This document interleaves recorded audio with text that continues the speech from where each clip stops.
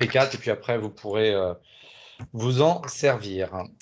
Alors, vous allez me dire si vous voyez, je vais le mettre en grand, mon écran. Oui, c'est bon. Ouais, c'est bon. C'est bon? Ok. Donc, j'avais prévu donc, cet ordre du jour, donc qui va tenir hein, dans le timing. À 20 h grand maximum, je vous aurai libéré. Donc, présentation des intervenants bon, bah, et l'introduction par Anne-Laure, c'est fait. Si vous souhaitez intervenir, Anne-Laure, pendant cette présentation, n'hésitez surtout pas, bien entendu. Et puis après, moi, je vais me présenter, mais vraiment, je crois que j'ai une slide ou deux juste pour que vous sachiez qui est derrière quand même Access pour ceux qui nous connaissent pas. Donc, notre mission, nous, c'est d'accompagner les entreprises dans leur transformation digitale au sens large avec une offre numérique globale. C'est ça qu'il faut retenir. Et on va aussi bien pouvoir vous accompagner avec un certain nombre de solutions de DEMA, de GED, de workflow. Ah, je crois qu'il y a quelqu'un qui nous rejoint, donc il faut que je... Voilà. Nadège Pénaud. OK. Très bien. Elle va arriver. Bonjour Nadège. Bonjour. Voilà. On venait tout juste de commencer. Hein. Donc vous êtes Bon, dans le bon désolé, hein, timing. j'ai fait aussi vite que possible. Non, non, il n'y a aucun problème. Donc voilà, Anne-Laure a fait son introduction et je présentais juste en une Oui. ou deux slides maximum Access et je vous disais que nous sommes un éditeur et un acteur global sur la transformation digitale. Donc on va aussi bien accompagner les entreprises publiques ou privées avec des solutions de GED, de démat, de gestion du SAV, mais aussi toute une gamme autour du service, de conseil, de formation. Et nous proposons nos solutions en mode soit cloud, donc dans le SaaS, ou installé sur le propre environnement du client. Voilà, donc deux, trois chiffres. Aujourd'hui, Access est à peu près 25 millions d'euros de chiffre d'affaires. On est près de 300, présents sur toute la France et c'est 4000 clients, 4000 clients directs. Voilà, je ne veux pas vous en dire plus. Si après vous souhaitez creuser, eh bien on se rappellera. Ce n'est pas l'objectif de ce soir. Moi, je voulais revenir surtout sur les principaux aspects, les principales raisons qui poussent aujourd'hui les entreprises, quelle que soit leur taille et quel que soit leur secteur d'activité, à se lancer dans ces solutions-là. L'objectif, c'est de faire vraiment un focus sur la partie réglementation, mais je ferais une erreur si je ne parlais pas des autres enjeux. Je vais faire l'entrée Ludovic Brusa. Hop là. Donc, si je ne parlais pas des autres enjeux, donc les autres enjeux, avant de parler de la réglementation, c'est les enjeux que j'ai appelé d'optimisation, mais qu'on pourrait aussi appeler de productivité.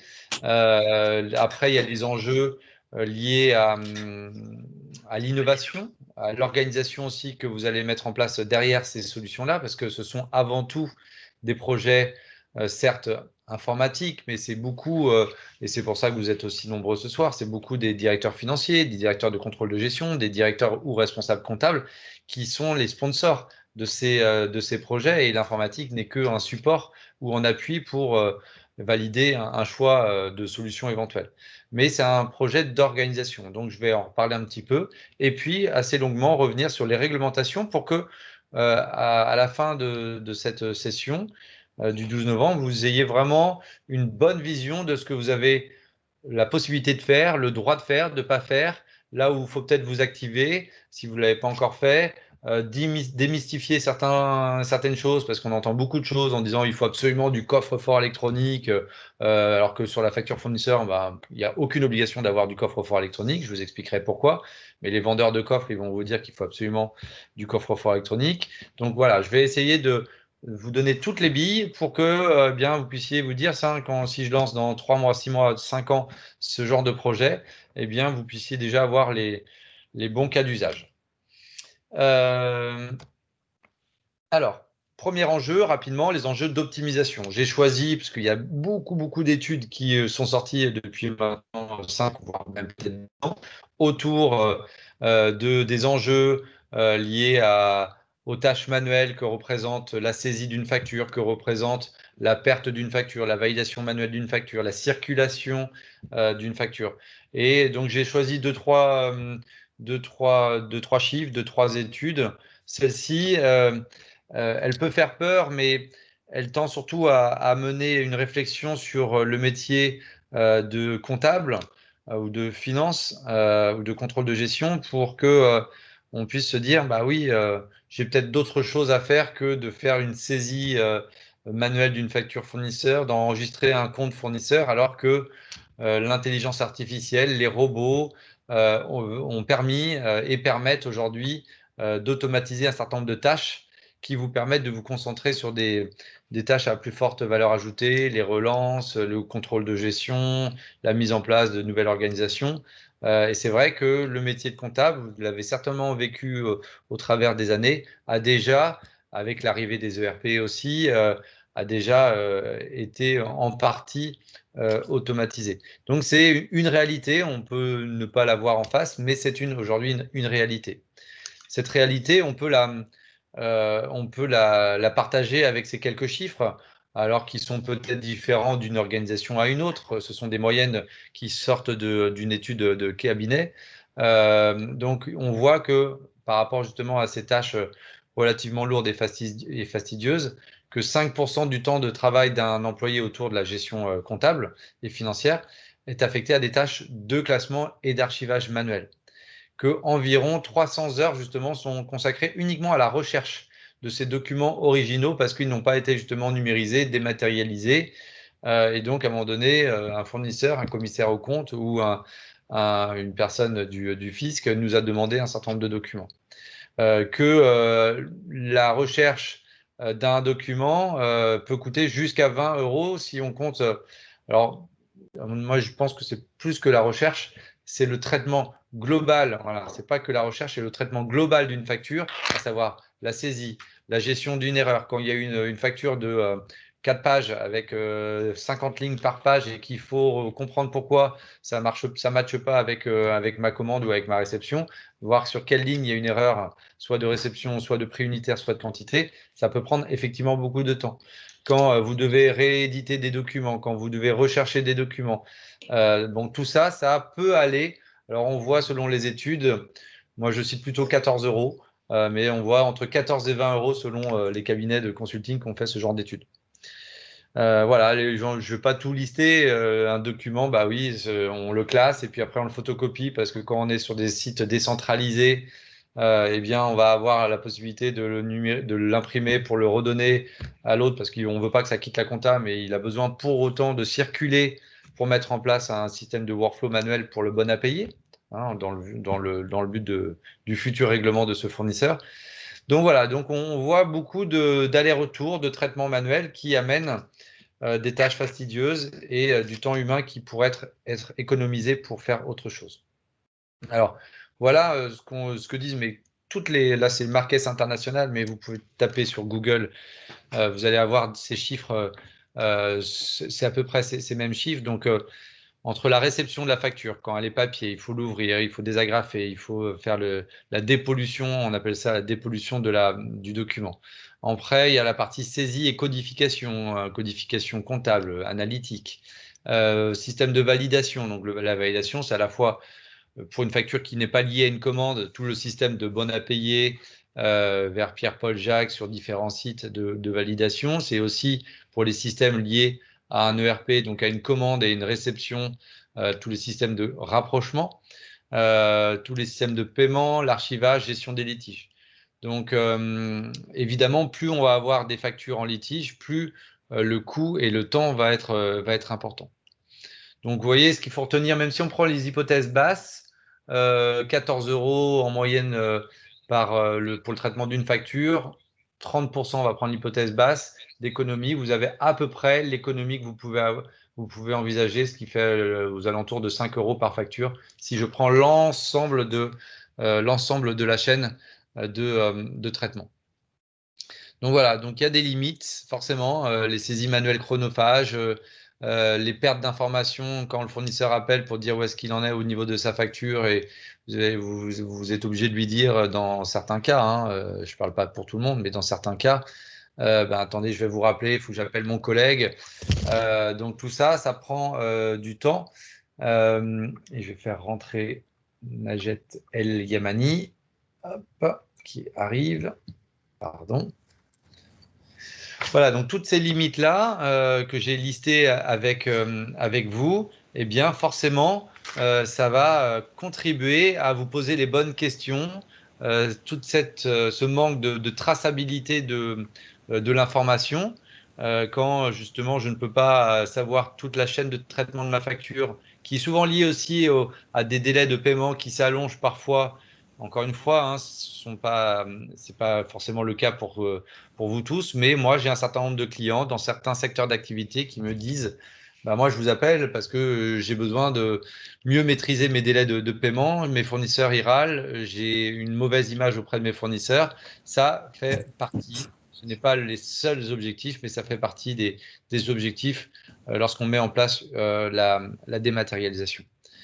Bien entendu, ces problématiques de gestion électronique de documents peuvent aussi se poser lorsque une entreprise, ça a été probablement le cas en 2020 avec ce confinement que qu'on a tous vécu et qu'on vit encore aujourd'hui, de mettre en place un PCA, un plan de continuité d'activité. C'est pas forcément quand il y a un incendie, des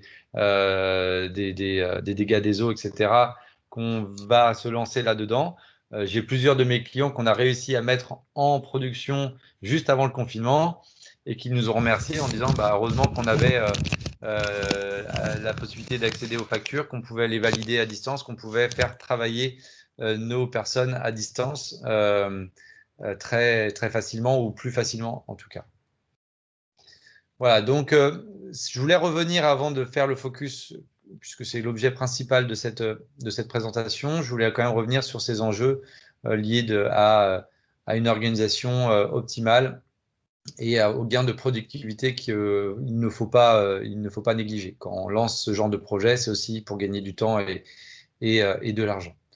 Alors, le deuxième enjeu, l'enjeu d'innovation, parce qu'à un moment donné, c'est important, il y a eu l'arrivée des ERP, la démat, c'est pas des sujets nouveaux non plus. Bien entendu, les technologies évoluent, mais ces sujets que j'évoque avec vous ne sont pas des nouveaux sujets. À un moment donné, il faut aussi apporter ce confort, cette facilité d'utilisation auprès de vos collaborateurs pour que, même s'il y a parfois des réticences au démarrage, est-ce que je vais perdre mon travail? Comment je vais faire maintenant? Il y a toujours des cas particuliers dans tous les secteurs d'activité qu'on me trouve à chaque fois pour dire je suis sûr que chez moi ça marchera pas. Bon, aujourd'hui, il y a quand même beaucoup d'entreprises, je n'ai pas le chiffre en tête parce qu'il y a beaucoup d'acteurs sur ce marché. Évidemment, Access n'est pas le seul acteur, il y a beaucoup, beaucoup de monde. Donc, du coup, il y a cette période d'évangélisation, elle a été faite depuis maintenant pas mal d'années. Donc, ça doit faire partie aussi de votre responsabilité sociétale des entreprises pour contribuer à moins imprimer de documents. Vous êtes dans cette logique-là aujourd'hui. En tout cas, c'est ce que je constate moi depuis pas mal d'années. Donc l'organisation, il y en a où vous avez un siège social et les services peut-être tous centralisés à Limoges. Il y en a d'autres qui sont basés sur différents sites. C'est le cas d'Anne-Laure Mérilou, qui a un site en Corrèze et un autre en Ardèche, un autre en Italie. Bon, bah, il faut bien faire fonctionner l'entreprise, il faut bien valider des factures, il faut bien faire circuler. Et tout ce que je dis là est également valable pour le traitement d'autres types de documents et pas forcément que pour des factures fournisseurs. Donc beaucoup de manipulations et aujourd'hui et demain, on vous propose, les acteurs de dématérialisation vont vous proposer une solution globale pour récupérer l'ensemble du flux. Alors, certains d'entre vous vont me dire, j'ai beaucoup de flux papier.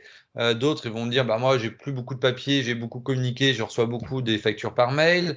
Ou je dois aller me connecter sur les portails d'Orange, de Bouygues, d'EDF pour récupérer ma facture. Ça me prend du temps. On peut aussi mettre à disposition un extranet, votre extranet que vous allez pousser auprès de vos fournisseurs pour que ce soit le vôtre et qu'il y ait une adhésion de vos fournisseurs.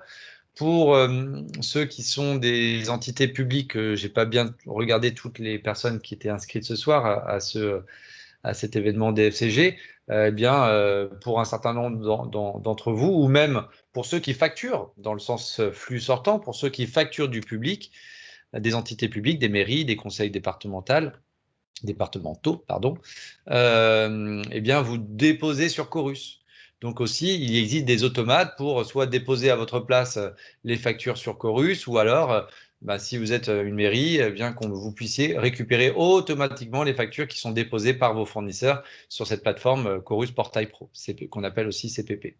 Donc, c'est une plateforme globale de capture, quelle que soit la source, quel que soit le flux d'entrée, qui va permettre de collecter l'information, de la capturer et selon le type de facture, selon les règles des entreprises et des organisations, mettre en place des circuits de validation, de rapprochement et d'automatisation avec votre ERP, SAP, Cegid, Sage, M3, X3, enfin ce que vous voulez, selon les différents OS 400 ou logiciels spécifiques.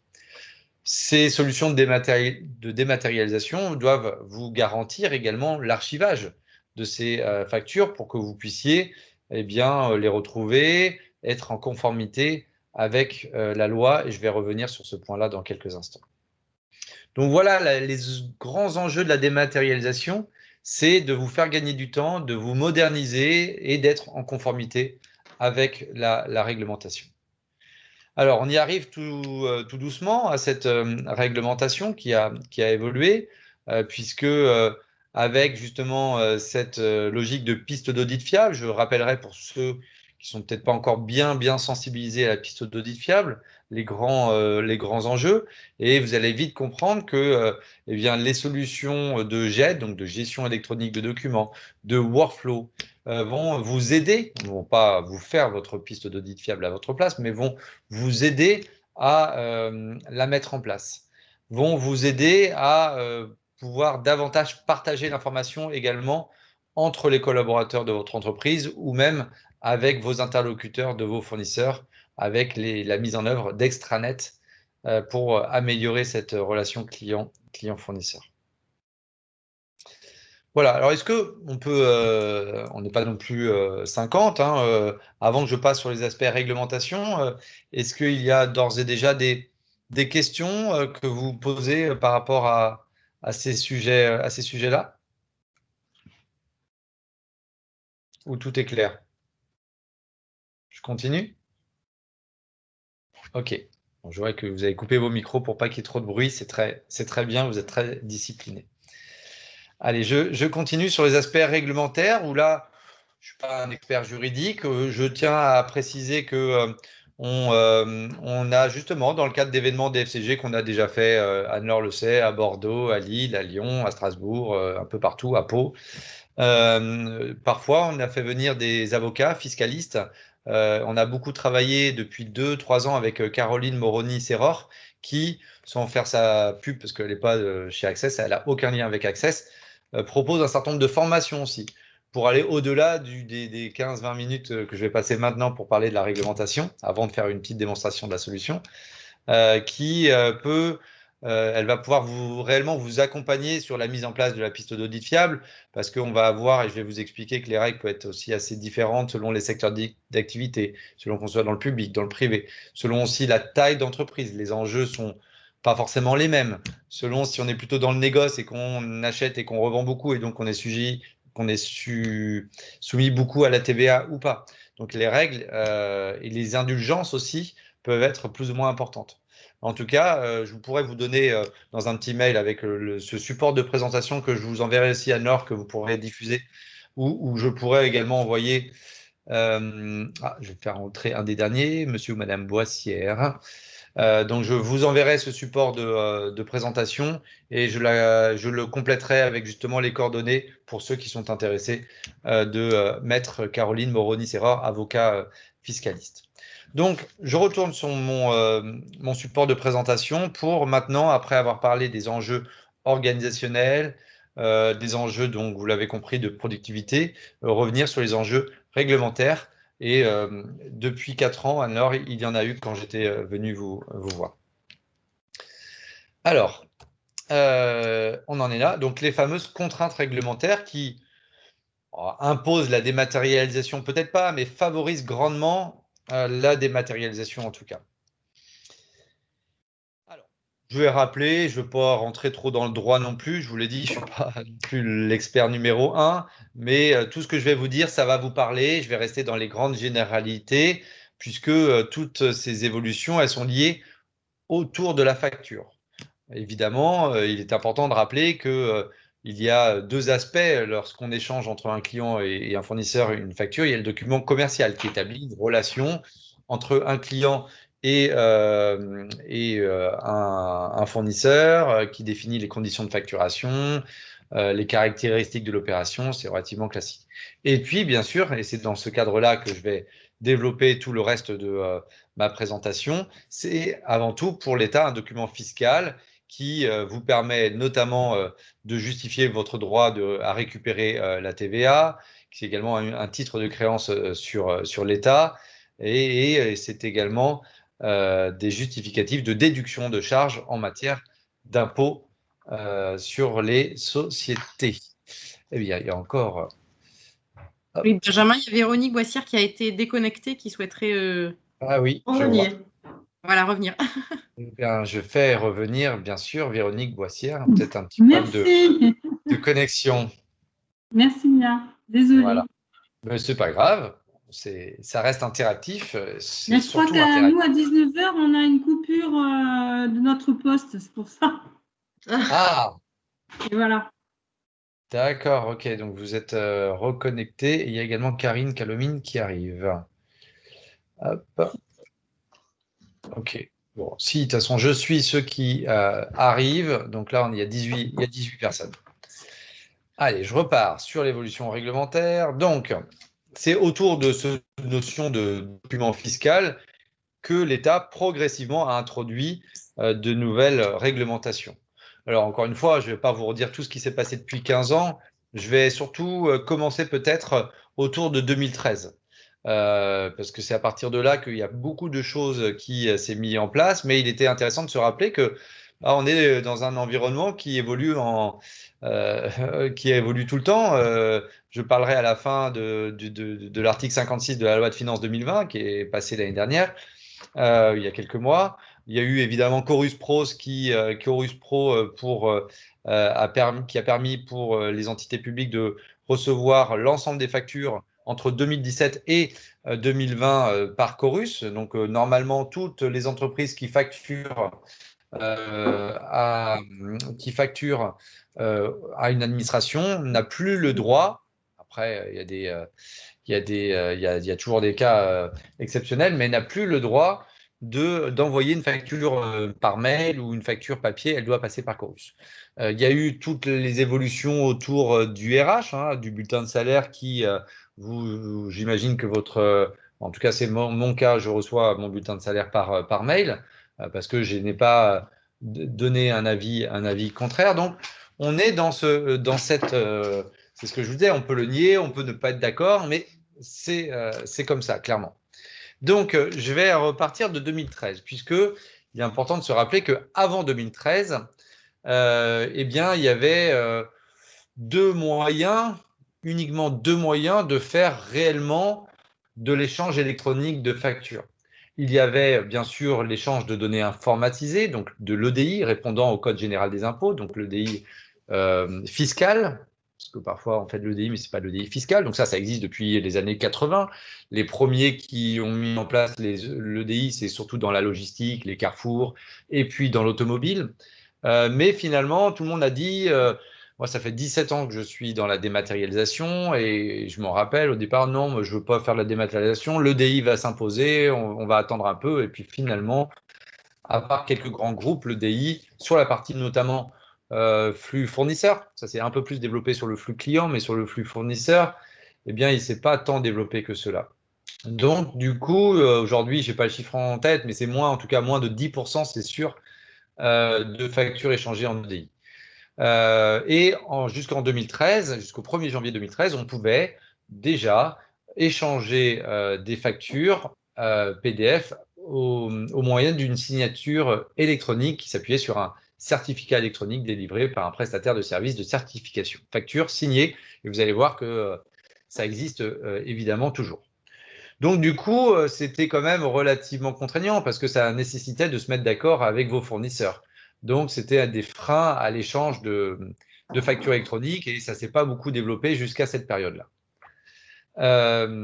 À partir du 1er janvier 2013, il y a eu justement une phase de libéralisation de l'échange de la facture électronique. Il y a eu un certain nombre de décrets qui ont été transposés dans le droit français pour permettre justement de mettre en place, sous certaines réserves que je vais réexpliquer, la facture électronique au sens j'envoie une facture par mail, à condition de pouvoir garantir l'authenticité de l'origine, c'est-à-dire qui a créé cette facture et pourquoi, de garantir l'intégralité de son contenu, de cette facture, c'est-à-dire je dois assurer qu'il n'y a pas de modification possible, c'est bien cette facture que j'ai reçue de la part de mon fournisseur, et de garantir la lisibilité des factures, c'est-à-dire quel qu'en soit le format, papier, PDF, EDI, pouvoir la présenter pour lecture, pour contrôle, etc. Je suis persuadé que 100% des personnes présentes aujourd'hui dans cette salle virtuelle avaient déjà entendu parler de ces trois mots, authenticité, intégrité et lisibilité de la facture. Ça, c'est certain, parce que ça fait déjà pas mal de temps qu'on en parle, depuis 2013, donc ça fait 7 ans. Maintenant, qu'est-ce que ça signifie réellement? Ça signifie que, donc vous l'avez compris, avant 2013, on avait l'EDI et la signature électronique avancée qui existait déjà, qui reste toujours des possibilités de faire de l'échange électronique, mais depuis justement janvier 2013, on a introduit une nouvelle notion qui s'appelle la PAF, la piste d'audit fiable. L'objectif, c'était d'assurer, surtout pour l'État, le fait que le fait d'envoyer une facture par mail, ça ne suffise pas non plus, parce que aujourd'hui, avec les outils informatiques, de craquer un PDF et de mettre 120 au lieu de 100 euros pour pouvoir, je sais pas, déduire davantage de TVA, c'est assez simple. Donc, du coup, je vais vous expliquer en quoi consiste la piste d'audit fiable, qui impose des contrôles documentés permanents, qui impose de pouvoir bien retrouver l'ensemble du parcours de la facture qui reflète cette opération, et c'est-à-dire ramener l'ensemble des documents selon le type de fournisseur, donc de ramener l'ensemble et donc de gérer cette notion de complétude du document. C'est dans ce cadre-là que ça a été proposé, cette piste d'audit fiable. Sans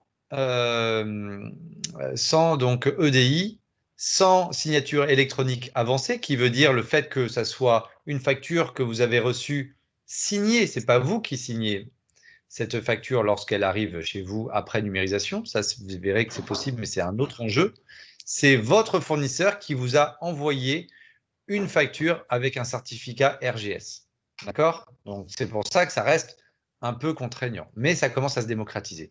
En tout cas, si vous ne recevez pas une facture au format EDI, si vous ne recevez pas une facture au format signature électronique avancée, qu'il s'agisse d'une facture papier ou d'une simple facture PDF que vous avez reçue par mail, alors vous devez constituer votre piste d'audit fiable. Alors les sanctions, je ne suis pas là non plus pour vous faire trop peur. Ça, c'est Caroline Moroni-Serror qui m'avait donné ces éléments-là, que je sois côté fournisseur ou côté client. Bon, pour le côté client, c'est relativement simple, hein, c'est déjà des choses que vous connaissez, je pense. C'est la perte de droit à la déduction de TVA. Et pour côté fournisseur, ça peut être une amende pour absence de délivrance de facture qui peut être égale à 50% du montant de la transaction. Alors, bien sûr, hein, c'est toujours un max en droit, c'est toujours des maximums, puisqu'on voit que c'est souvent ramené à 5% du montant si le fournisseur apporte dans les 30 jours de la mise en demeure adressée par l'administration fiscale la preuve que l'opération a été régulièrement comptabilisée. Vous voyez, donc il y a bien sûr, il ne faut pas non plus vous faire trop peur, mais il y a des sanctions et les contrôles sont beaucoup plus fréquents depuis maintenant 2 à 3 ans. il y a eu apparemment une certaine tolérance pour certaines tailles d'entreprise, mais aujourd'hui, ils savent aller chercher des amendes, de l'argent où ils peuvent, et apparemment, quel que soit le secteur d'activité, quelle que soit la taille de l'entreprise publique ou privée, les contrôles existent autour de la piste audit fiable. Alors, dans le détail, pour mettre en lien tout ce que je dis avec des solutions de dématérialisation, ou que ce soit la nôtre, ou globalement, je pense que ce que je vais dire par rapport à notre solution de démat access va être vrai pour la plupart des solutions de dématérialisation.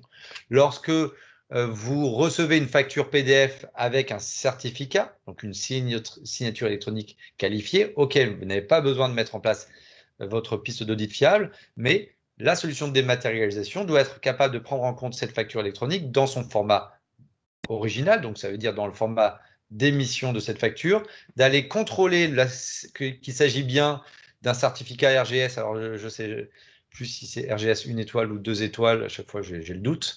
Je crois que c'est 1 étoile dans ce sens-là.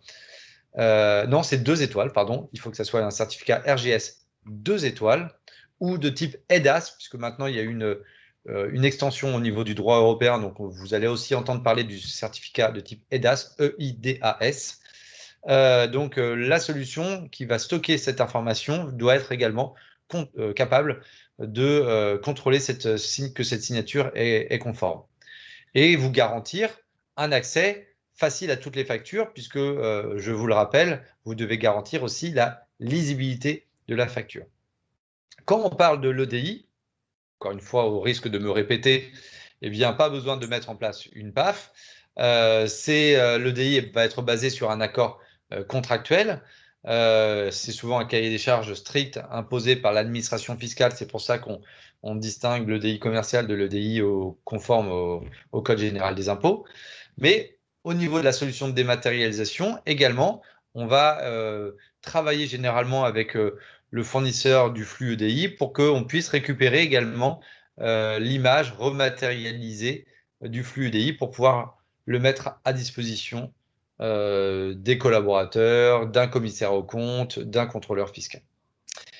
Et enfin, j'en arrive à un sujet donc vraiment d'actualité, la piste d'audit fiable. Je vais le détailler un petit peu plus parce que il ne faut pas non plus que ça fasse peur. Vous n'avez pas besoin forcément d'une GED pour mettre en place une PAF. Il faut surtout la documenter. Il faut la documenter, cette piste d'audit fiable, et vous en avez probablement plusieurs. Selon, je vais vous donner un exemple très simple, un fournisseur qui n'est pas lié déjà à une commande dans votre ERP, donc on pourrait facilement distinguer les factures de frais généraux et les factures liées à une commande. Déjà, on a deux types de pistes d'audit fiables et vous allez devoir cartographier les fournisseurs qui vont justement être plutôt dans la piste d'audit fiable numéro 1, piste d'audit fiable numéro 2, et vous allez certainement en avoir 5-6 des pistes d'audit fiables. Parce que les factures sur contrat, les factures par exemple de loyer, vous n'avez pas forcément de devis, vous n'avez pas forcément de commande dans l'ERP, c'est un contrat qui a été passé entre deux parties, et donc c'est sur la base de ce contrat qu'il vous facture chaque mois ou chaque année ou chaque trimestre. Donc, il faut le décrire. Ça peut être sur un Word, un PPT, un fichier Excel. Donc, du coup, eh bien, vous allez avoir cette nécessité de réaliser ces contrôles. Vous allez donc les documenter pour qu'en cas de contrôle, vous puissiez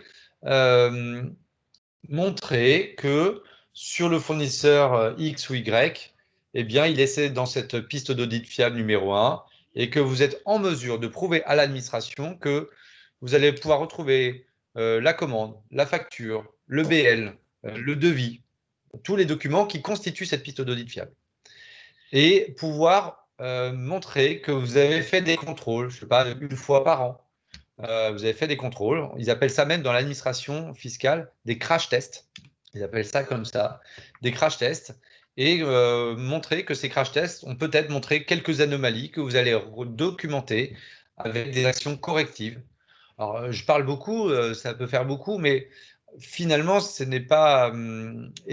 alors, juste un petit sondage pour que ça soit un petit peu plus interactif et que je puisse me reposer un tout petit peu la voix. Est-ce que un certain nombre d'entre vous ont mis d'une manière ou d'une autre, pas forcément avec des outils de GED, déjà une piste d'audit fiable ou un début déjà de piste d'audit fiable? Parce que ce qu'on nous a expliqué, c'est ce que Caroline Moroni-Serreur, il va y avoir de l'indulgence si on voit au moins que ok, tout n'est peut-être pas parfait, et on voit que la société va là, elle est en ordre de marche pour mettre en place cette piste d'audit fiable. Ça m'intéresse de savoir s'il y a déjà des initiatives. Bonsoir, je suis Najat Oui. El Yamani de la société ACCOM à Limoges. Oui. Donc, au niveau de la piste d'audit fiable, nous, on a mis en place, au niveau du processus d'enregistrement de la facture, il nous est impossible de la mettre en comptabilité si elle n'est pas rapprochée de son bon de commande, de sa réception ou de l'élément qui la valide au niveau de la comptabilité. Elle est ensuite rattachée à sa pièce comptable, au format PDF, parce que c'est le format que nous recevons actuellement de la part de nos fournisseurs. J'épargne les fournisseurs qui nous imposent de passer par leur portail. Et c'est là que j'aurais une question à ce niveau-là, au niveau de la piste d'audit fiable, parce qu'on a on a beaucoup de fournisseurs qui nous imposent de passer par leur portail. De plus en plus, oui. Voilà, donc au niveau de la démat, c'est sûr, c'est dématérialisé, mais voilà, on a obligation de passer par leur site, mais on rattache systématiquement toutes leurs factures au format PDF dans notre ERP. Voilà. Et au niveau de cette dématérialisation, parce que on nous propose des GED, mais après, il y a un problème au niveau des connecteurs pour pouvoir, on va dire, dématérialiser totalement les factures fournisseurs pour ceux qui ne sont pas en EDI. Hein. Parce que nous, oui, j'entends bien. Une bonne partie de nos grossistes, on les fait passer en EDI actuellement. D'accord. Donc déjà, avec ce petit retour d'expérience, et je vous remercie, Najat, on voit déjà qu'il y a plusieurs types de pistes d'audit fiables. Il y a ce que vous avez décrit, hein, la facture qui est forcément rattachée et vous ne pouvez pas l'enregistrer en comptabilité tant que cette facture n'a pas été rattachée au moins à la commande et peut-être à un autre document. Donc ça, c'est un exemple de piste d'audit fiable. L'EDI, clairement, est un autre exemple de piste d'audit fiable. Les fournisseurs qui déposent leurs factures sur leur propre extranet fournisseur, alors ça peut rentrer dans la piste d'audit fiable numéro 1 que je viens de décrire, parce que si cette facture finalement, elle a quand même fait l'objet d'une commande dans votre ERP, donc du coup, voilà, elle va rentrer dans cette même piste d'audit fiable. C'est pas parce qu'elle a une source différente que vous allez… Alors probablement, et là je suis pas non plus un expert, probablement qu'il faut quand même le décrire. Il faut probablement dire, ben voilà, ces 4 fournisseurs-là, chaque mois, chaque jour, une personne va aller les chercher, les mettre dans un répertoire, mais ils sont forcément quand même rattachés au bon de commande original. Donc après, pour les solutions de dématérialisation, il est prévu que je termine pour la dernière demi-heure de 19h30 à 20h sur une petite démonstration. Donc je vous donnerai les différentes possibilités, notamment avec des robots, d'aller récupérer automatiquement sur 50 portails différents les factures pour les ramener sans que vous ayez besoin d'une personne qui va cliquer et qui va faire 4 ou 5 clics pour le mettre dans le bon répertoire. Mais en tout cas, il me semble que vous n'êtes pas obligé d'accepter le fait que vous alliez chercher cette facture sur le portail. Par contre, il me semble que la loi précise par tout moyen électronique, donc vous pourriez leur dire, bah non, moi je la veux par mail. En revanche, vous n'avez pas le droit de refuser un fournisseur qui vous enverrait une facture au format électronique global en disant moi je veux du papier, même si on reste dans une relation commerciale entre un client et un fournisseur, et j'ai beaucoup de mes clients ou de mes prospects qui me disent encore bah, j'ai pas de solution de démat, donc moi je refuse pour l'instant. Et le fournisseur, il va pas appeler le fils pour lui dire que son client ne veut pas, ça se passe pas comme ça, heureusement. Mais en tout cas, la libéralisation des échanges électroniques, nécessite l'acceptation de votre société, par exemple. Alors j'ai un doute, est-ce qu'il peut imposer son portail? Je note cette question pour vous l'apporter en réponse par mail. Je ne sais plus trop. Je vous remercie. En tout cas, moi, la question que je me posais, c'est de savoir, par rapport à ce que vous disiez au niveau du fournisseur qui nous enverrait une facture, on va dire, électronique certifiée. Que fait-on avec les fournisseurs qui nous envoient un format PDF simple et après, le problème, du coup, c'est à nous de vérifier la piste d'audit fiable, d'avoir normalement, on peut imposer au fournisseur son certificat, le certificat RGS tel qu'il est. Alors non, ça, vous ne pouvez pas lui obliger ça. Vous ne pouvez pas lui obliger. Et c'est pour ça que justement, cette piste d'audit fiable a été créée, comme je l'ai dit, à partir de 2013. Parce que c'est à vous pour toutes les factures, que ce soit une facture papier que vous numérisez ou une facture PDF qui arrive sans certificat électronique. Alors, Najed, vous devez mettre en place une piste d'audit fiable. Vous devez la décrire et ce que vous avez décrit est très bien, sauf que ces fournisseurs-là, il faut les cartographier. Peut-être que chez vous, il n'y a que 2 pistes d'audit fiables, 2 grandes catégories de factures. Hein, finalement, c'est ça. Mais non, vous ne pouvez pas leur imposer cette signature. Je ne sais pas si dans le sens inverse, votre société envoie des factures au format PDF signé, puisque dans le sens inverse, puisque j'espère que vous avez des clients, vous facturez des clients. Donc, je ne sais pas comment vous les envoyez, ces factures clients. C'est Chorus, hein, c'est beaucoup Chorus et c'est beaucoup. Il y a plusieurs types d'envois qui est effectué. C'est pas ma partie je suis plus comptabilité fournisseur, mais on est beaucoup à utiliser le portail Chorus. Et c'est pour ça qu'il y a quand même une phase de numérisation qui doit être effectuée parce que les factures qui sont déposées sur Chorus nécessitent des documents supplémentaires que les administrations peuvent exiger. Oui, mais ces documents complémentaires, normalement, ils sont mis au fil du lot dans le processus Chorus par justement ces… Mais il y a du papier, si vous voulez, il n'y a pas zéro papier, on en est encore à numériser. Oui, c'est sûr. Mais en tout cas, c'est un bon exemple, puisque vous voyez, en 3 minutes, vous avez parlé de Chorus, vous avez parlé d'EDI, vous avez parlé d'extranet, vous avez parlé de facture papier et vous avez parlé de facture PDF. Donc, on est vraiment dans ce que j'ai expliqué. Et je ne pense pas que votre cas soit relativement rare, madame, parce que tout le monde n'a pas du Chorus, tout le monde n'a. Mais sinon, les factures papier, des factures PDF, des factures que vous allez chercher chaque mois ou chaque jour, chaque semaine sur des extranets, je suis sûr que vous en avez. Donc, voilà. Donc, je vous remercie de ce témoignage qui est intéressant et qui vient en soutien, je crois, de ce que je viens de dire. Je vous en prie. Alors, je continue, sauf s'il y a un autre retour d'expérience peut être le bienvenu aussi, hein, pour ceux qui ne savent pas comment faire. Dans d'autres, je me rappelle d'un témoignage à Strasbourg d'une personne, alors je ne sais plus dans quelle entreprise elle était, et elle disait ah bon, c'était un autre avocat qui était venu en soutien de cette présentation, maître, je ne sais plus comment il s'appelle,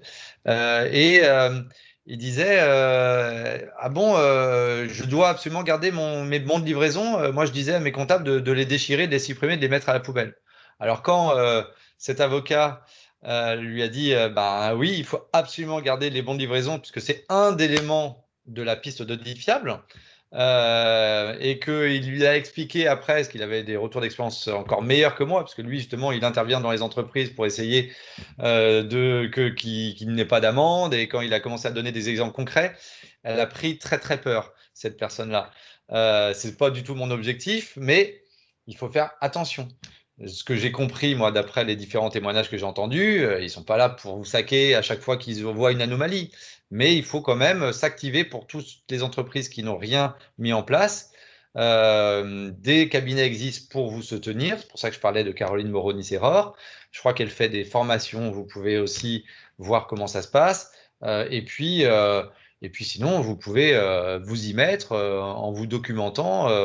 C'est pas non plus sorcier. Alors, vous allez voir après, là, je vais arriver tout doucement dans la démonstration, les bénéfices que peuvent aussi vous apporter ces solutions, quand vous allez comprendre qu'une JED peut justement Alors oui, Najat, il y a peut-être un travail de numérisation pour un certain nombre de documents pour avoir l'ensemble de la chaîne. Tout n'est pas malheureusement électronique et il n'y a pas que des robots qui vont faire le travail à votre place. Ça serait trop beau, peut-être que ça arrivera, mais pas encore. Mais il faut, voilà, il faut s'activer sur ce point. N'hésitez pas à m'interrompre s'il y a des questions.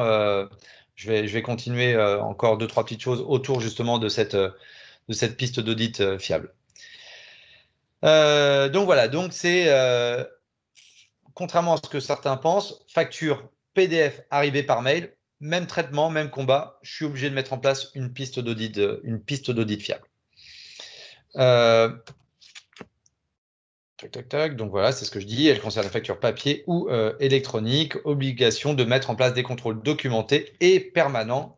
C'est-à-dire, c'est pas parce que je l'ai fait une fois en 2020, ça y est, Benjamin Houtin m'a dit de le faire, je l'ai fait. Elle va vivre cette piste d'audit fiable parce qu'il va y avoir des nouveaux fournisseurs avec des nouveaux process. Un nouveau petit, vous avez mis en place un EDI. Ah bah c'est une nouvelle piste d'audit fiable. Il faut la faire vivre et la documenter.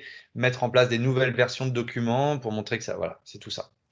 Donc, je vous le disais tout à l'heure, j'ai anticipé un petit peu ces différents avocats qui nous ont aidés, qui sont intervenus au sein d'autres événements DFCG, nous ont dit attention, bon, c'est sûr qu'une entreprise de 20 personnes qui a très très peu de TVA, les contrôles, ils vont peut-être pas directement tout de suite aller voir cette entreprise-là. Ils peuvent potentiellement, mais c'est pas forcément là tout de suite qu'ils vont aller chercher.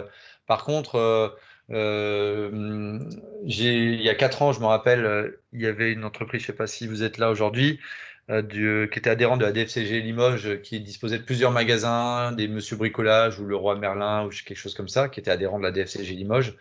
Bon, bah voilà, ce genre de magasin, il achète et il revend. Donc, dans tous les sens, lui, il est concerné par ce genre de problématiques. Donc, voilà. Donc, les contrôles, en synthèse, ils doivent garantir la conformité légale de la facture, parce que ça ne s'arrête pas à ce que j'ai dit aussi, c'est la présence des mentions. C'est quelque chose pourtant qui existe depuis longtemps, mais ils ont intégré tout ça dans la piste d'audit fiable aussi. C'est-à-dire que si un SIRET, une facture, vous acceptez une facture et vous traitez une facture qui a un taux de TVA erroné, c'est-à-dire que c'est marqué 20 alors qu'en fait, c'était pas du 20, c'était du 10. Alors, vous pourriez toujours dire que c'est pas vous qui vous êtes trompé, c'est le fournisseur. Mais malheureusement, dans le droit, c'est à vous de contrôler. Vous avez reçu une facture, c'est à vous de contrôler que le taux de TVA est le bon. Sinon, vous pourriez justement faire l'objet d'un redressement parce que vous avez pris en compte une facture à un taux de 20 alors que c'était un taux de 10. Et donc, vous avez... il y a une personne qui arrive. Sandrine Lauvergnat. Hop. Que je fais entrer. Donc, je continue. Toc. Donc, voilà, c'est aussi la présence des mentions obligatoires. Depuis quelque temps, je crois que la date d'échéance, ce n'était pas le cas il y a 4 ans, par exemple, la date d'échéance est une information obligatoire sur une facture fournisseur. Pour autant, c'est un élément qu'on ne voit quand même pas, qu'on ne voit pas tout le temps. Hein, donc, cette piste d'audit fiable, elle a l'objectif de garantir l'origine de la facture, l'intégrité et de garantir surtout la réalité de l'opération. C'est un des moyens qu'ils ont trouvé pour diminuer cette fraude à la TVA. Dans d'autres pays, il y a eu des méthodes beaucoup plus radicales. En Grèce, en Italie, en Espagne, ils ont fait des contrôles et des contraintes beaucoup plus fortes qu'en France encore. Voilà, qu'est-ce que je ne vous ai pas encore dit sur cette piste d'audit fiable? Garantir que la facture reflète l'opération, justifier toute opération par une pièce d'origine à partir de laquelle il doit être possible de remonter par un cheminement ininterrompu à la facture et réciproquement. C'est-à-dire que dans le cadre d'un contrôle, il peut dire « Ok, sortez-moi cette facture-là. Cette facture-là, elle correspond à un fournisseur. Ce fournisseur, il doit être cartographié dans votre piste d'audit fiable. Et si dans cette piste d'audit fiable, vous avez dit justement qu'il y a un contrat, qu'il y a du coup systématiquement un bon de commande, un devis, un BL et une facture, il va pouvoir retrouver l'ensemble de ces documents-là. Parce que si on commence à avoir bidouillé la facture pour justement récupérer un peu plus de TVA ou je ne sais quoi, ou passer des charges en plus, eh bien, il va falloir prouver et il va falloir bidouiller toute cette chaîne de traitement. Ça devient beaucoup plus compliqué de modifier un BL hein, qui n'est pas le vôtre, qui est souvent encore au format papier, modifier un contrat d'origine. Donc, c'est pour ça que la piste d'audit fiable rend, en informatique rien n'est impossible, mais rend la fraude beaucoup plus complexe. Et puis, bon, bah, la sanction principale, c'est vraiment ça, hein, c'est la remise en cause du droit à déduction de la TVA et plus encore. Alors, je voulais revenir sur 2 derniers points qui ont un peu évolué, puisqu'il y a un point qui date de 2017, donc moi j'étais venu vous voir en septembre 2016, c'est la conservation des factures papier, puisque justement, on se dit, bah, chouette, j'ai la possibilité de le dématérialiser, donc les factures, là je vais parler que des factures papier, qui restent encore en format papier, puisque moi j'ai déjà du Coru, j'ai déjà de l'extranet, j'ai déjà du mail, mais j'ai encore 20 ou 30% de factures papier, donc je veux passer en tout dématérialisé et je veux jeter mes factures après numérisation. Alors avant 2016, et même je devrais dire 2017, c'était pas du tout possible. C'était pas possible, c'était pas parce qu'on avait dématérialisé un document que j'avais mis la solution d'Access qui m'a dit que je pouvais numériser, gagner du temps, certes, en ne saisissant plus mes factures, en archivant, en retrouvant plus facilement, mais pour autant, je devais garder les originaux papier. Je n'y retournais probablement plus parce que j'avais la GED pour m'aider à retrouver facilement ces factures, mais en tout cas, je devais les garder au format papier. En 2016, ils ont mis en place la copie fiable, c'est-à-dire la copie fidèle et durable des documents, pas forcément que des factures. Cette copie fiable a été appliquée 1 an après, en 2017, au traitement des factures fournisseurs. Et c'est là où on rentre dans une logique de signature et potentiellement de coffre-fort électronique. Dans la mesure où je dois prouver que cette facture numérisée est bien la copie conforme à l'original, en image et en contenu, c'est-à-dire une reproduction à l'identique. Alors au départ, c'était vraiment très très strict. Ça a un petit peu, il y a eu quelques jurisprudences, donc ça a un petit peu évolué, mais c'est-à-dire que la facture qui est avec plein de logos en couleur, je dois impérativement la numériser en couleur, quitte à faire exploser mon stockage dans ma GED, parce que quand je numérise une facture en noir et blanc, ben, ça va me prendre, je sais pas, 50 kilooctets et ça peut être multiplié par 100 si j'ai une facture en couleur. Je n'ai pas le droit, quand je fais de la dématérialisation, souvent, les logiciels de reconnaissance de caractère, de lecture automatique de documents, ils mettent en place des traitements dynamiques de l'image pour nettoyer l'image, pour avoir une belle qualité d'image et avoir une meilleure reconnaissance sur les champs à récupérer, les montants, les dates, etc. Donc ça s'est un petit peu assoupli, pardon. Par contre, si vous souhaitez pouvoir détruire et mettre en place cette reproduction à l'identique et cette copie conforme à l'original, vous devez, dans ce cas-là, mettre en place une signature électronique et il est préférable, malgré tout, un dépôt en coffre-fort électronique. Mais c'est uniquement dans ce cas-là où il y a un intérêt d'apposer une signature électronique, donc après numérisation, en lien souvent avec des logiciels de dématérialisation. Nous, on travaille avec une solution conforme justement à cette copie conforme. Donc, du coup, c'est transparent pour l'utilisateur. Il a numérisé sa facture et l'image de cette facture va avoir un certificat électronique et va être déposé en plus de la GED dans un coffre-fort électronique. Nous, pour l'instant, on s'appuie sur le coffre-fort de la CDC Archineo notamment. Mais c'est uniquement dans ce cas-là des factures papier que vous avez la possibilité, si vous le souhaitez, de mettre en place un coffre-fort électronique. Et contrairement aux nombreux vendeurs de coffres, une facture PDF qui arrive par mail, vous n'avez aucune obligation à la mettre au coffre-fort électronique. Votre seule obligation, c'est la piste d'audit fiable qui n'a strictement rien à voir avec le coffre-fort électronique, qui sont 2 enjeux complètement différents. Alors, une dernière, et après on pourra refaire un petit débat avant que je lance une petite démonstration de la solution, d'un exemple de démonstration de solution de démat. quand je vous ai dit ça, du coup, on pourrait se dire, ouais, chouette, il faut absolument faire ça, parce que c'est vrai que c'est bête de s'embêter du papier, même si après il est dans la GED, bon, pourquoi pas. Après, le coût de stockage dans un coffre-fort électronique, il est non négligeable. Donc, si je ne vous annonçais pas ce que je vais annoncer juste après, enfin, je vais annoncer, c'est pas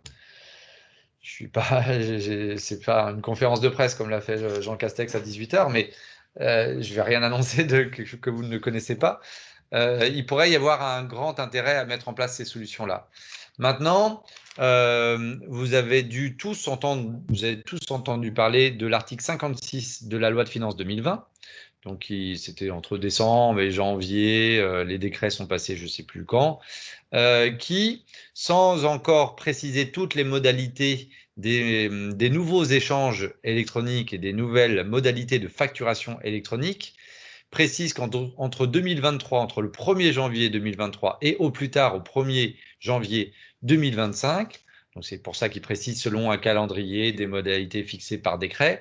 C'est comme pour Chorus. Chorus, c'était entre 2017 et 2020, selon la taille des entreprises, ils y sont allés progressivement. En tout cas, on peut penser que même s'il y a un peu de décalage, au 1er janvier 2025, plus aucune facture papier circulera. Donc ça veut dire les factures fournisseurs que vous recevez, mais ça veut dire aussi forcément les factures clients que vous émettez auprès de vos clients. Donc, est-ce que ça sera un Chorus Pro privé? Est-ce que ça sera comme on a plutôt l'air de le comprendre, parce qu'on participe à plusieurs associations qui travaillent sur ces sujets, au niveau de la IFE notamment, mais pas que. Et donc, on parle beaucoup de format facture X. Donc, certains peut-être en ont entendu parler. C'est un format XML, format qui provient plutôt d'Allemagne et qui est en train de s'imposer. Les éditeurs de logiciels comptables sont en train tout doucement de se mettre aux normes, les SAP, Cegid, Sage, etc., pour que si c'est ça, la solution vers laquelle on se dirige, que ça puisse partir de la comptabilité A du fournisseur à la comptabilité B du client, sans que ça passe par un échange de PDF, sans que ça passe par des faits papier, sans que ça passe par des extranets. Donc du coup, c'est pour ça que je vous disais, on a signé plusieurs projets là dernièrement. Un certain nombre d'entre eux se sont dit, bon, je le garde encore au format papier pendant 2-3 ans. Après, si j'ai plus de facture au format papier, pas besoin d'investir dans un coffre-fort électronique parce que le coût est quand même non négligeable. Donc voilà, donc vous avez entendu parler probablement de cette échéance 2023 ou 2025. Il faut s'y préparer et c'est pour ça que forcément, comment vous allez faire demain si vous n'avez pas de solution de dématérialisation? Si vous n'avez pas, et du coup je fais la transition, si vous n'avez pas de solution de workflow, parce que qui dit échange dématérialisé ne dit pas que ça va tout faire. Ça ne veut pas dire que ça va forcément se rapprocher automatiquement. Ça ne veut pas dire que ça va vous mettre en avant les erreurs. Ça ne veut pas forcément dire que ça va vous mettre en place un système de workflow pour le bon à payer en vue du règlement du fournisseur. Donc, de toute façon, sauf la partie LADRAD, qui est une logique d'automatisation et de lecture d'un PDF, cette partie-là, probablement qu'elle aura moins d'intérêt d'ici quelques années. Mais tout le reste, tout ce que je vais présenter, là, j'ai le workflow, que ce soit avec Access ou avec nos confrères, il faut y réfléchir maintenant et mettre en place ces solutions de dématérialisation dans les 3 prochaines années pour être prêt en 2023. Voilà. Est-ce qu'il y a des questions avant que je vous montre un exemple? Évidemment, je vais montrer l'exemple d'une solution concurrente, donc c'est la solution d'Access. Et je vais essayer de, sans rentrer trop dans le détail, de balayer les principaux aspects fonctionnels de ce type d'outil. On est à peu près dans le timing, à ce que je vois. Est-ce que vous avez des questions? Est-ce que c'est clair ce que j'ai expliqué pour l'instant? Anne-Laure? Oui, très clair, Benjamin. Bon. Tant Pas de mieux. question particulière. Tant mieux, encore une fois. D'accord, ok. Bon, vous êtes prêts pour voir la solution Nexia. Ouais. Il y a 4 ans, c'était Codexia. Bon, évidemment, comme tout éditeur, on a investi en R&D, donc on investit dans les nouvelles technologies. Donc la solution a un peu évolué.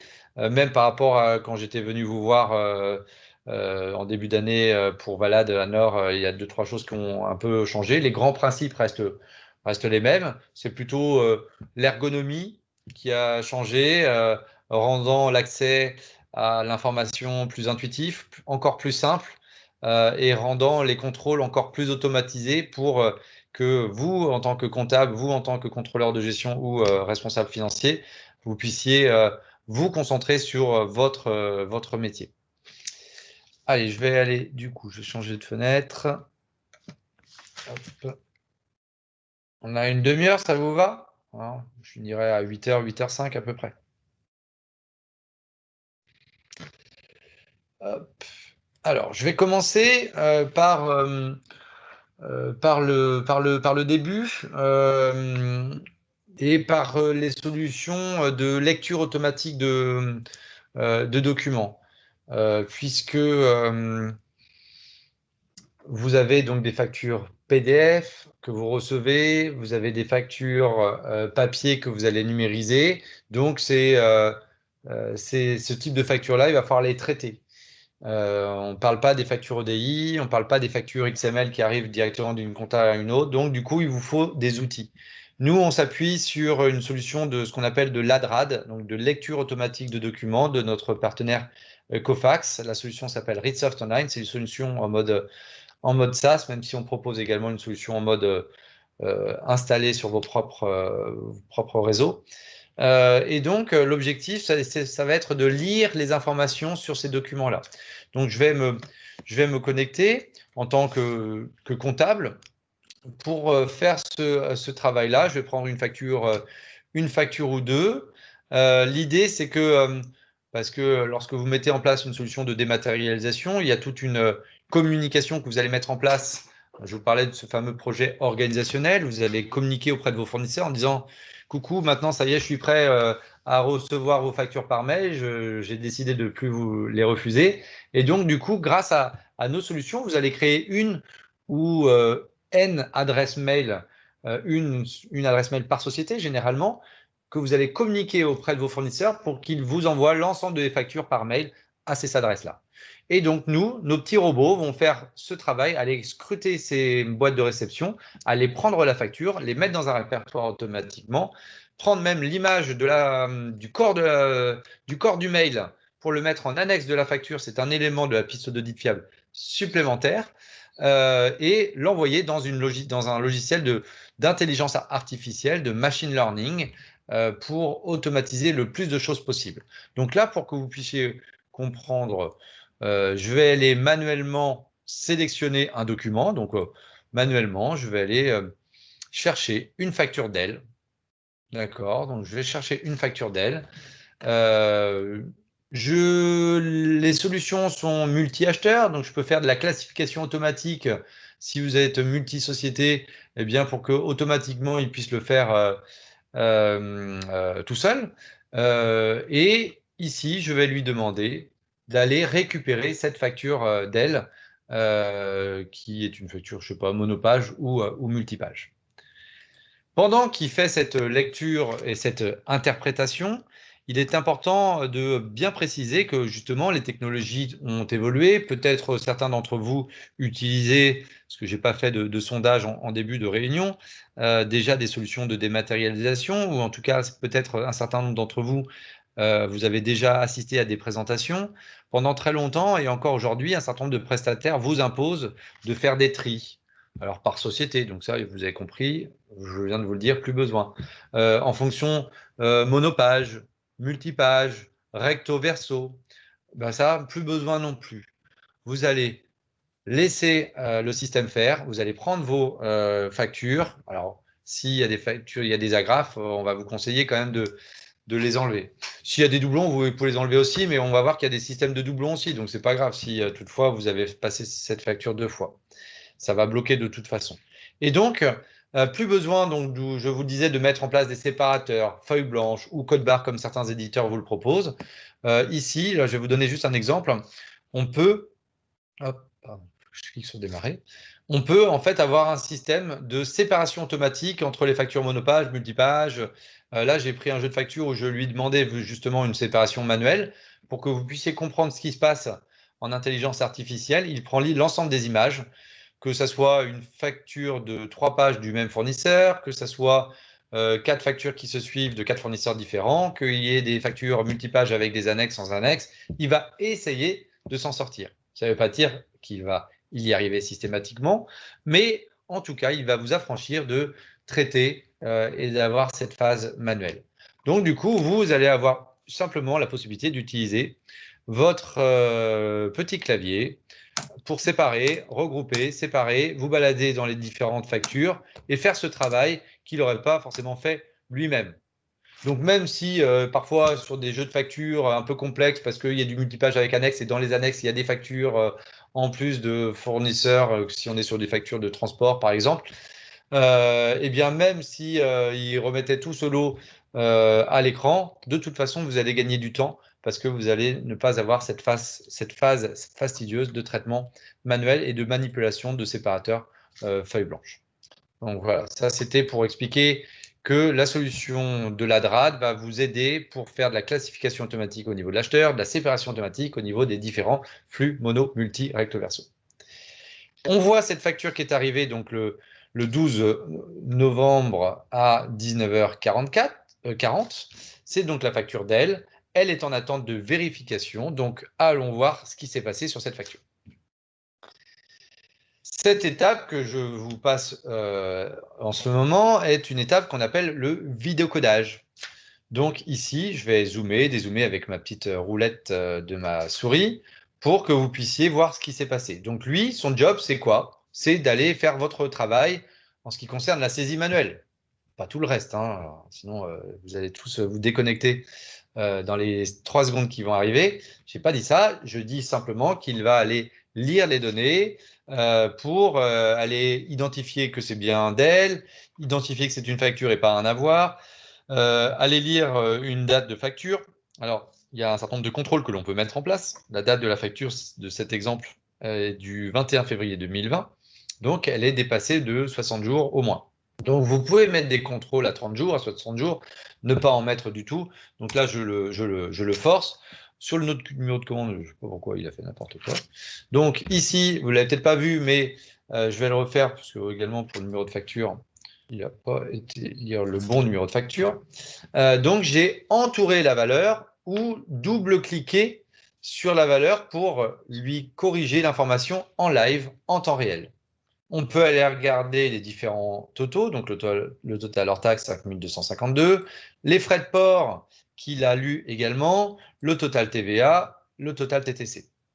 Information complémentaire et importante, donc il va aller récupérer le SIRET, le TVA communautaire et l'IBAN, en tout cas s'il est présent sur la facture.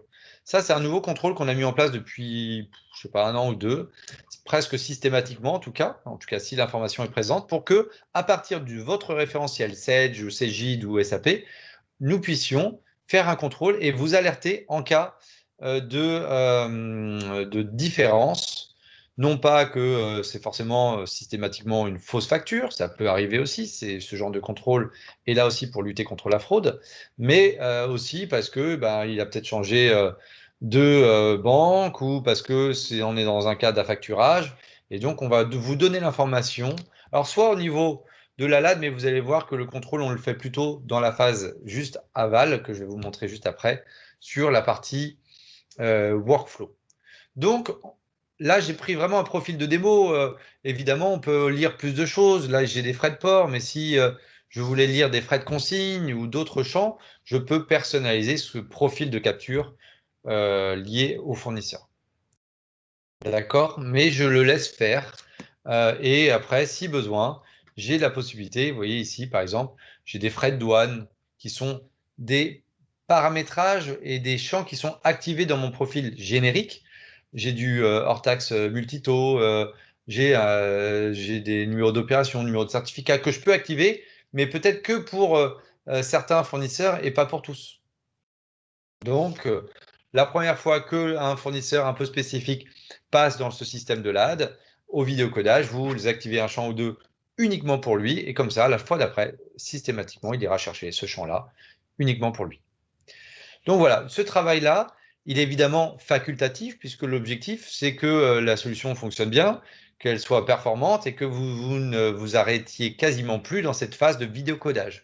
Une fois que vous êtes en vitesse de croisière, 70% potentiellement des fournisseurs peuvent passer tout seuls, surtout quand on a des factures aussi belles que celle-ci. D'accord? Une facture Dell sur fond, enfin, écrit en noir sur fond blanc, ça passe plutôt pas mal. Et donc, le temps ou le taux de vidéocodage est nul ou quasi nul. Donc ici, moi, je vais faire OK pour que… Alors là, justement, il me met, tiens, je ne peux pas faire OK parce qu'il me dit, attention, une autre facture datée est déjà envoyée au système cible avec le même numéro de facture. Alors, c'est parce que cette facture est déjà passée dans le système. Donc, je peux, moi, eh bien, activer ce contrôle comme c'est le cas ici. Moi, je force le contrôle. Mais tous ces contrôles-là, on aime plutôt les faire au niveau du workflow. Pourquoi? Parce que Najet tout à l'heure expliquait qu'elle a peut-être des factures sous Chorus. Donc, du coup, il y a des factures qui ne vont pas arriver par cette étape-là. Il y a des factures qui vont arriver sous forme de fichiers, qui vont être intégrées directement dans la GED et donc dans le workflow, qui ne vont pas passer par ce système LAD.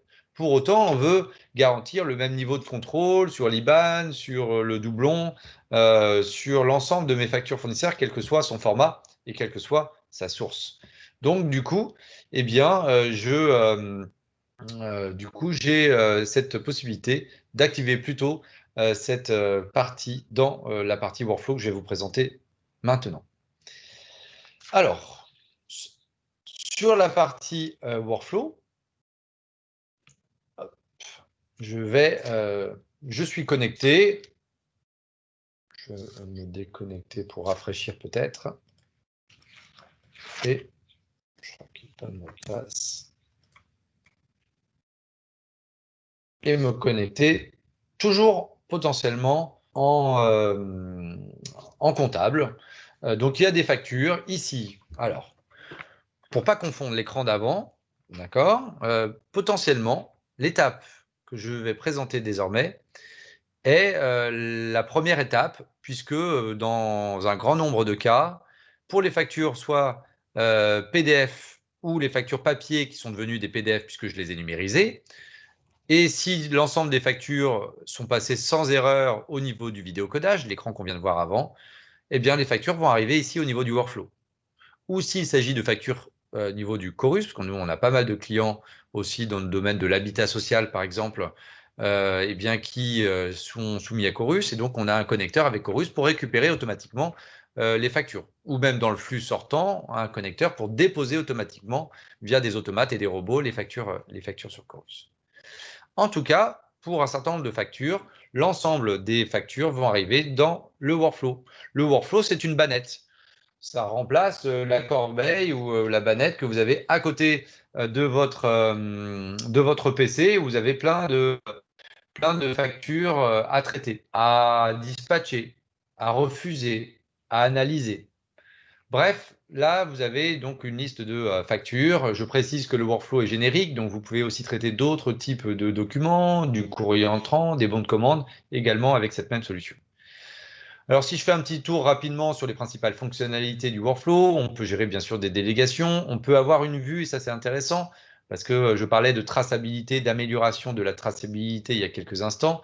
Eh bien, l'objectif, c'est d'en savoir un peu plus sur le traitement de mes factures, celles qui sont en retard, celles qui sont dans les délais. Donc ici, je vais avoir, par exemple, je sais que j'ai 373 factures en cours, dont 341 en retard. Alors évidemment, j'en ai beaucoup en retard parce que dans mes démos, souvent, je ne vais pas forcément jusqu'au bout de mes processus. Mais en tout cas, je peux cliquer sur ces factures en retard. Je peux aussi activer des alertes par mail, bien entendu, si vous avez décidé que l'étape de validation nécessitait 3 jours, 5 jours. La personne qui n'a pas fait son job, eh bien, elle peut recevoir une notification par email, si vous le souhaitez. En tout cas, là, j'ai toutes les factures. j'ai la durée moyenne. Bon, là, je suis vraiment à la bourre. Je suis en moyenne ici à 107 jours, 20 heures sur mes 373 factures. Donc là, je vais me faire taper sur les doigts, évidemment. Et en tout cas, on voit là, sur mes différentes factures qui s'affichent, la durée moyenne. Et donc, je vais pouvoir prendre, je ne sais pas, celle-ci au hasard. Je sais qu'elle est en validation d'avoir chez AMA. Donc, je vais voir qu'est-ce qui s'est passé sur cette facture. Et donc, je peux tout contrôler. Excusez-moi, j'ai plein de spam, je ne sais pas ce que c'est que ce truc. Tout contrôler pour savoir ce qui s'est passé sur cette facture. Je sais quand est-ce qu'elle est arrivée dans mon workflow. Je sais les contrôles qui ont été réalisés. Je sais qu'il y a eu un contrôle de doublon. Je sais que maintenant, c'est chez Alexandre qui a demandé un avoir, puisqu'il l'a rejeté, Alexandre, et donc là, on est en attente de l'avoir. Donc, ça veut dire que je vais pouvoir expliquer tout cela à mon fournisseur que j'ai au téléphone qui vient de m'appeler, et pas, et je vais pouvoir je ne vais plus avoir besoin de lui dire, attendez, je vous rappelle, la semaine prochaine, il faut que j'appelle mes collègues. Donc, c'est ça aussi l'intérêt d'avoir un outil de supervision globale de traitement de vos factures. Alors, si on rentre dans le vif du sujet, je vais traiter ma fameuse facture d'elle. C'est bien celle-ci. Non, c'est pas celle-ci, elle n'est pas arrivée. Hop, la voilà, à 19h50. Donc, elle est bien arrivée, c'est bien celle-ci. Je vais retrouver ma facture, je vais cliquer dessus et je vais la faire avancer. Je vais la faire avancer dans mon workflow avec, je suis toujours dans un rôle comptable. À cette étape-là, même si la LAD a fait son job, c'est-à-dire de me faire gagner du temps sur la saisie, moi, justement, j'ai un rôle en tant que comptable. Mon objectif, c'est de générer mon écriture comptable vers Sage ou vers mon ERP. Et donc, alors, évidemment, les règles vont changer s'il s'agit plutôt d'une facture avec ou sans commande. Je vais essayer à partir de cette même facture d'exprimer les deux en même temps. Donc ici, je vois ma facture. Je garde l'original de cette facture. Je précise, vous avez peut-être pas vu tout à l'heure parce que le logo d'elle était en noir et blanc. Pour autant, j'ai envoyé ma facture dans ma GED telle qu'elle est arrivée. Donc, elle est bien conforme à l'original. Ici, j'ai l'ensemble des métadonnées que la lecture automatique de documents a traitées. C'est sur l'exercice 2020, la date de la facture, la date d'aujourd'hui, la date de réception, la date d'échéance, le numéro de facture, le numéro de commande, etc., les différents montants, etc., etc. Et je peux avoir un pavé qui vient plutôt, lui, d'une synchronisation que j'ai mis en place avec votre logiciel de comptabilité pour pouvoir afficher la date comptable par défaut, un libellé, le journal associé, un type de pièce, l'IBAN, justement, dans le cadre d'un contrôle qu'on pourrait faire plus tôt à ce moment-là. Un libellé de l'écriture qui peut être la concaténation du numéro de facture plus du nom du fournisseur et d'une date, par exemple. Donc, je peux faire pas mal de choses. Je peux mettre des commentaires à toi, voilà. Et ici, je visualise. Alors, je passe souvent un peu la même facture. Il va falloir que je fasse peut-être un petit peu de purge. Donc, on voit que cette facture, elle est en doublon. Elle est en doublon au moins une dizaine de fois parce que je le passe toujours la même.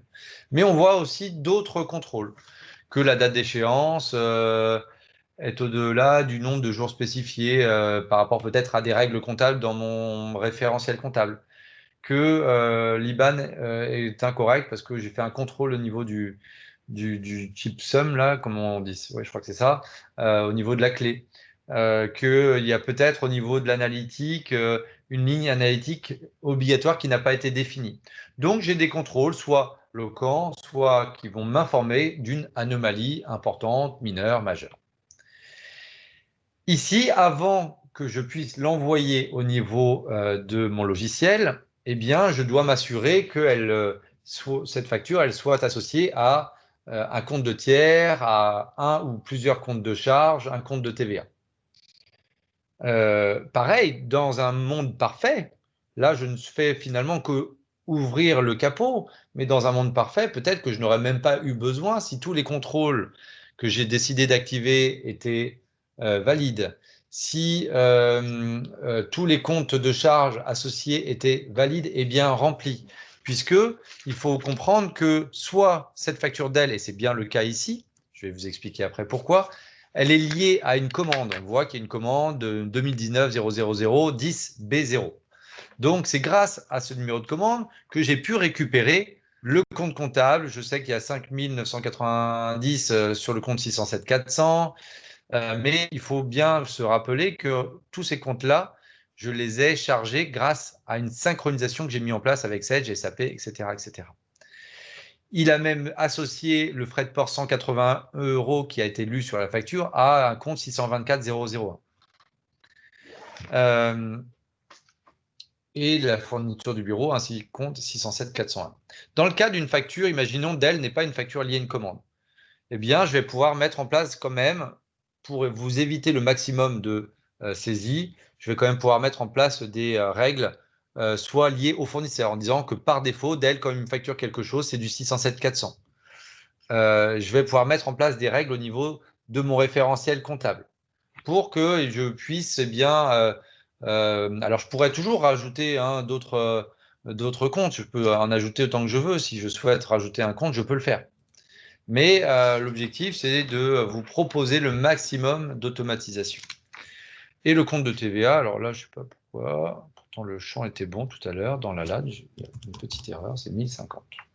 1050,40, je ne sais pas pourquoi.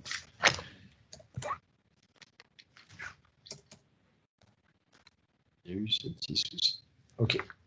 Après, sur l'analytique, alors ça dépend des organisations. On a des clients où l'analytique est gérée assez rapidement par la partie comptable, et puis d'autres, on a plutôt des clients où l'analytique est gérée par le valideur, par l'acheteur, parce que le comptable peut-être ne sait pas comment je dois ventiler cette facture là. Alors là, dans l'exemple, c'est sur 2 sites, hein, vous voyez, enfin sur 2 axes, pardon, la société et puis le poste. On a des clients où ça va jusqu'à 6 ou 7 axes, types d'axes, un produit, un pays, une société, un centre de coûts divers et variés, un événement, etc. Je peux aussi même avoir des modèles de répartition, c'est-à-dire que pour certains types de factures, peut-être pour 4-5 fournisseurs, j'ai des clés de répartition format Excel que je souhaite appliquer et que j'ai importé dans ma solution de workflow. Et je clique là sur modèle numéro 1. Et ça m'a fait quand même gagner beaucoup de temps, puisque ce modèle de répartition, il m'a permis de ventiler automatiquement 10% sur le poste 5218, 15% sur le poste 6000, etc., etc. Donc, je peux intégrer beaucoup de choses dans cette solution de workflow. Ici, à partir du moment, et uniquement à partir de ce moment-là, je vais pouvoir l'affecter à un valideur. Un valideur qui peut être donné par la commande, si je suis sur une facture liée à une commande, qui peut être donné directement par la fiche fournisseur par défaut, ou que je peux affecter manuellement si j'ai des règles un peu plus complexes. Alors, je pourrais d'ores et déjà aussi rejeter la facture. Hein, si dans le cas de la PAV, justement, vous voyez que le taux de TVA n'est pas le bon, une mention, la TVA intracommunautaire n'est pas présente, vous pouvez générer une lettre de rejet automatiquement via l'application et l'envoyer par mail si vous le souhaitez. Hein, ici, je peux rejeter, sélectionner un modèle de rejet, spécifique ou standard, dire tiens, TVA communautaire non renseignée, et générer une lettre de rejet. Vous allez voir, ça va me la générer automatiquement. Hop. Eh bien non, ça ne me l'a pas généré. Peut-être que je n'avais pas les droits. Je le ferai pour la demande d'avoir juste après. C'est pas grave. Donc, je ne vais pas la rejeter. Du coup, je vais l'affecter. Et je vais l'affecter, du coup, je le disais, à Alexandre. Ah oui, pardon. J'ai oublié un point très important. Excusez-moi. L'onglet, et si vous aviez suivi, vous m'auriez dit, et vous avez peut-être levé le doigt virtuel, l'onglet rapprochement, c'est quoi? Eh bien oui, forcément. L'onglet rapprochement, très important. Je vous l'ai dit, dans le cas d'une facture liée à une commande. Ici, vous percevez que cette facture Dell, eh bien, Dell m'a facturé 4 PC, 4 imprimantes, 4 casques audio. Ce petit pavé qui s'appelle réception à facturer, c'est quoi? c'est si vous avez décidé de gérer le rapprochement à travers l'outil de dématérialisation, ce que nous proposons, mais nous pouvons aussi, parce qu'on a plein d'autres clients, on a géré le rapprochement, peut-être comme vous le faites aujourd'hui dans vos ERP, dans l'ERP. Tout dépend de ce que vous souhaitez faire. En tout cas, la solution vous permet de le gérer directement depuis l'application Codexia. À partir de ce numéro de commande, mais ça serait vrai aussi si vous étiez sur des factures multicommandes. Donc là, pour cette facture, j'ai un numéro de commande 2019-000. Eh bien, je vais lui dire, s'il te plaît SAP, s'il te plaît Sage, s'il te plaît M3, donne-moi pour ce numéro de commande l'ensemble des réceptions que tu as trouvées et qui restent à facturer. Et il me les ramène, et il me les amène. Alors, via des interfaces, ça peut être par des fichiers à plat, ça peut être par des web services, tout dépend, peu importe, ce n'est pas le débat. Et donc, moi, en tout cas, je vois que j'en ai réceptionné 5. Alors, sauf si il y a eu une erreur de réception, je peux toujours, via le chat du workflow et la notion de message, envoyer un message à Pierre-Paul Jacques, toutes les personnes qui sont qui travaillent chez Valad ou chez Acecom, etc. Donc, je peux faire ce travail-là. Non, mais là, j'ai pas envie. Ok. Mais je veux pas que j'ai pas envie d'en envoyer. Alors, comment je le fais? Bon, ben, je vais lui en envoyer un message, c'est pas grave. Tiens, à Benjamin. Merci de vérifier la réception. Donc, il aura reçu un message via le workflow pour qu'il vérifie s'il y en a bien, parce que c'est bizarre, on m'en a facturé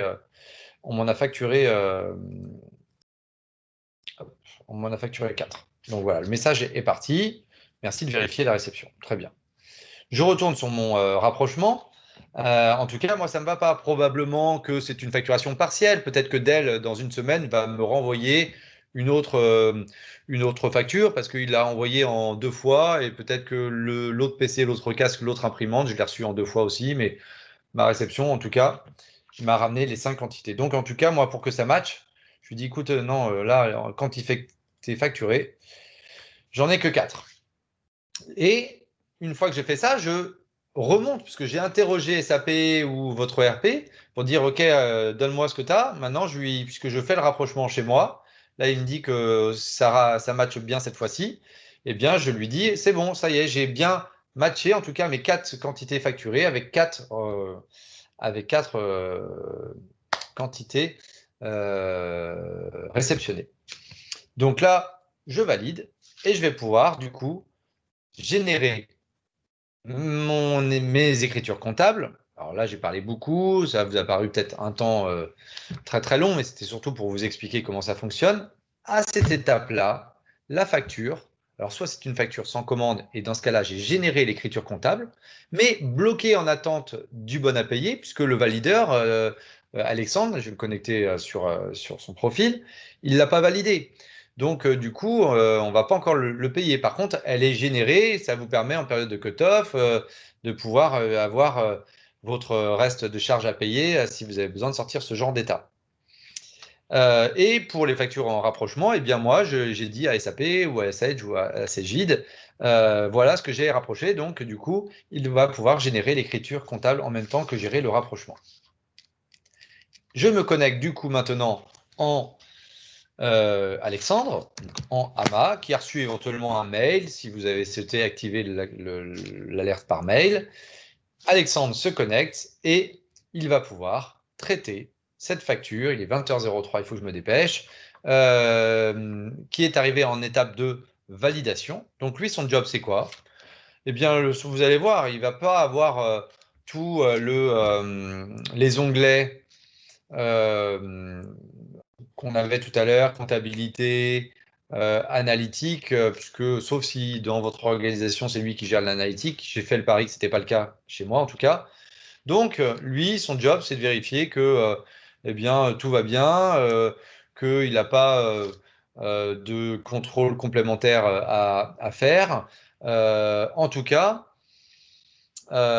pour une facture qui serait liée à une commande, cette étape de workflow que j'appelle le bon à payer serait probablement inutile, puisque la plupart de nos clients, si le rapprochement entre les quantités facturées et les quantités réceptionnées sont OK, le bon à payer est donné automatiquement. On envoie l'information à l'ERP que le bon à payer peut être donné. Là, je suis plutôt en train de simuler une facture qui n'a pas fait l'objet d'une commande, ce que j'appelle plutôt les frais généraux. D'accord? Pour montrer la logique de bon à payer. Et ici, imaginons, lui dit, bah non, mais moi, j'ai bien tout reçu, mais j'ai un des PC qui est défectueux. Donc, comme ça, je vais pouvoir vous montrer ce que je voulais vous montrer tout à l'heure, en espérant que ça fonctionne. Je vais, moi, demander un avoir, parce que je sais que j'ai un... combien ça coûte le PC? C'est 899. Donc, je vais demander un avoir de 899 € avec un mandat d'avoir. Et je vais générer ma demande d'avoir, en espérant que ça puisse fonctionner. Ça a fonctionné, parfait. Donc, vous allez avoir dans quelques secondes, voir le modèle d'avoir, avec, ça sera votre logo, ça sera la date du jour, comme aujourd'hui, Dell, etc. Madame, monsieur, nous accusons réception de votre facture, etc., etc. Et vous allez pouvoir, du coup, eh bien, l'envoyer soit par mail, vous n'allez pas non plus l'imprimer, la mettre sous pli par la poste, puisque vous avez investi dans une solution de démat, ça serait quand même aberrant. Donc, on vous donne par défaut, en standard, la possibilité de l'envoyer, cette facture et cette demande d'avoir, par email, tout simplement. On aura même la possibilité de récupérer l'adresse mail du référent comptable qui sera donné par Sage, par Cegid, par votre comptabilité. Et donc, du coup, je vais pouvoir l'envoyer directement à mon contact qui va la recevoir par mail. Mais je peux aussi faire mieux ou différemment. Pas forcément mieux, mais différemment. Je peux l'envoyer. Ça me permet d'exprimer que nous avons la possibilité de vous accompagner sur l'extranet. Nous pouvons vous proposer un extranet que vous allez proposer à vos fournisseurs. Donc là, en fait, je passe par le portail. Je lui dis bonjour. Bonjour.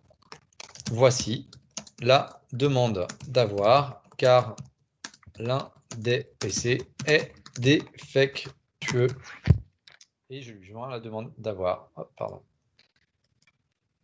Donc, si vous avez mis en place cet extranet fournisseur, je vais du coup me connecter, je vais changer de casquette, je vais prendre ma casquette de comptable de Monsieur Dell, qui se connecte comme il le fait de temps en temps ou quand il a reçu un mail à son extranet fournisseur. Alors vous, ce n'est pas une interface supplémentaire. Vous restez dans le workflow dans la plupart des cas.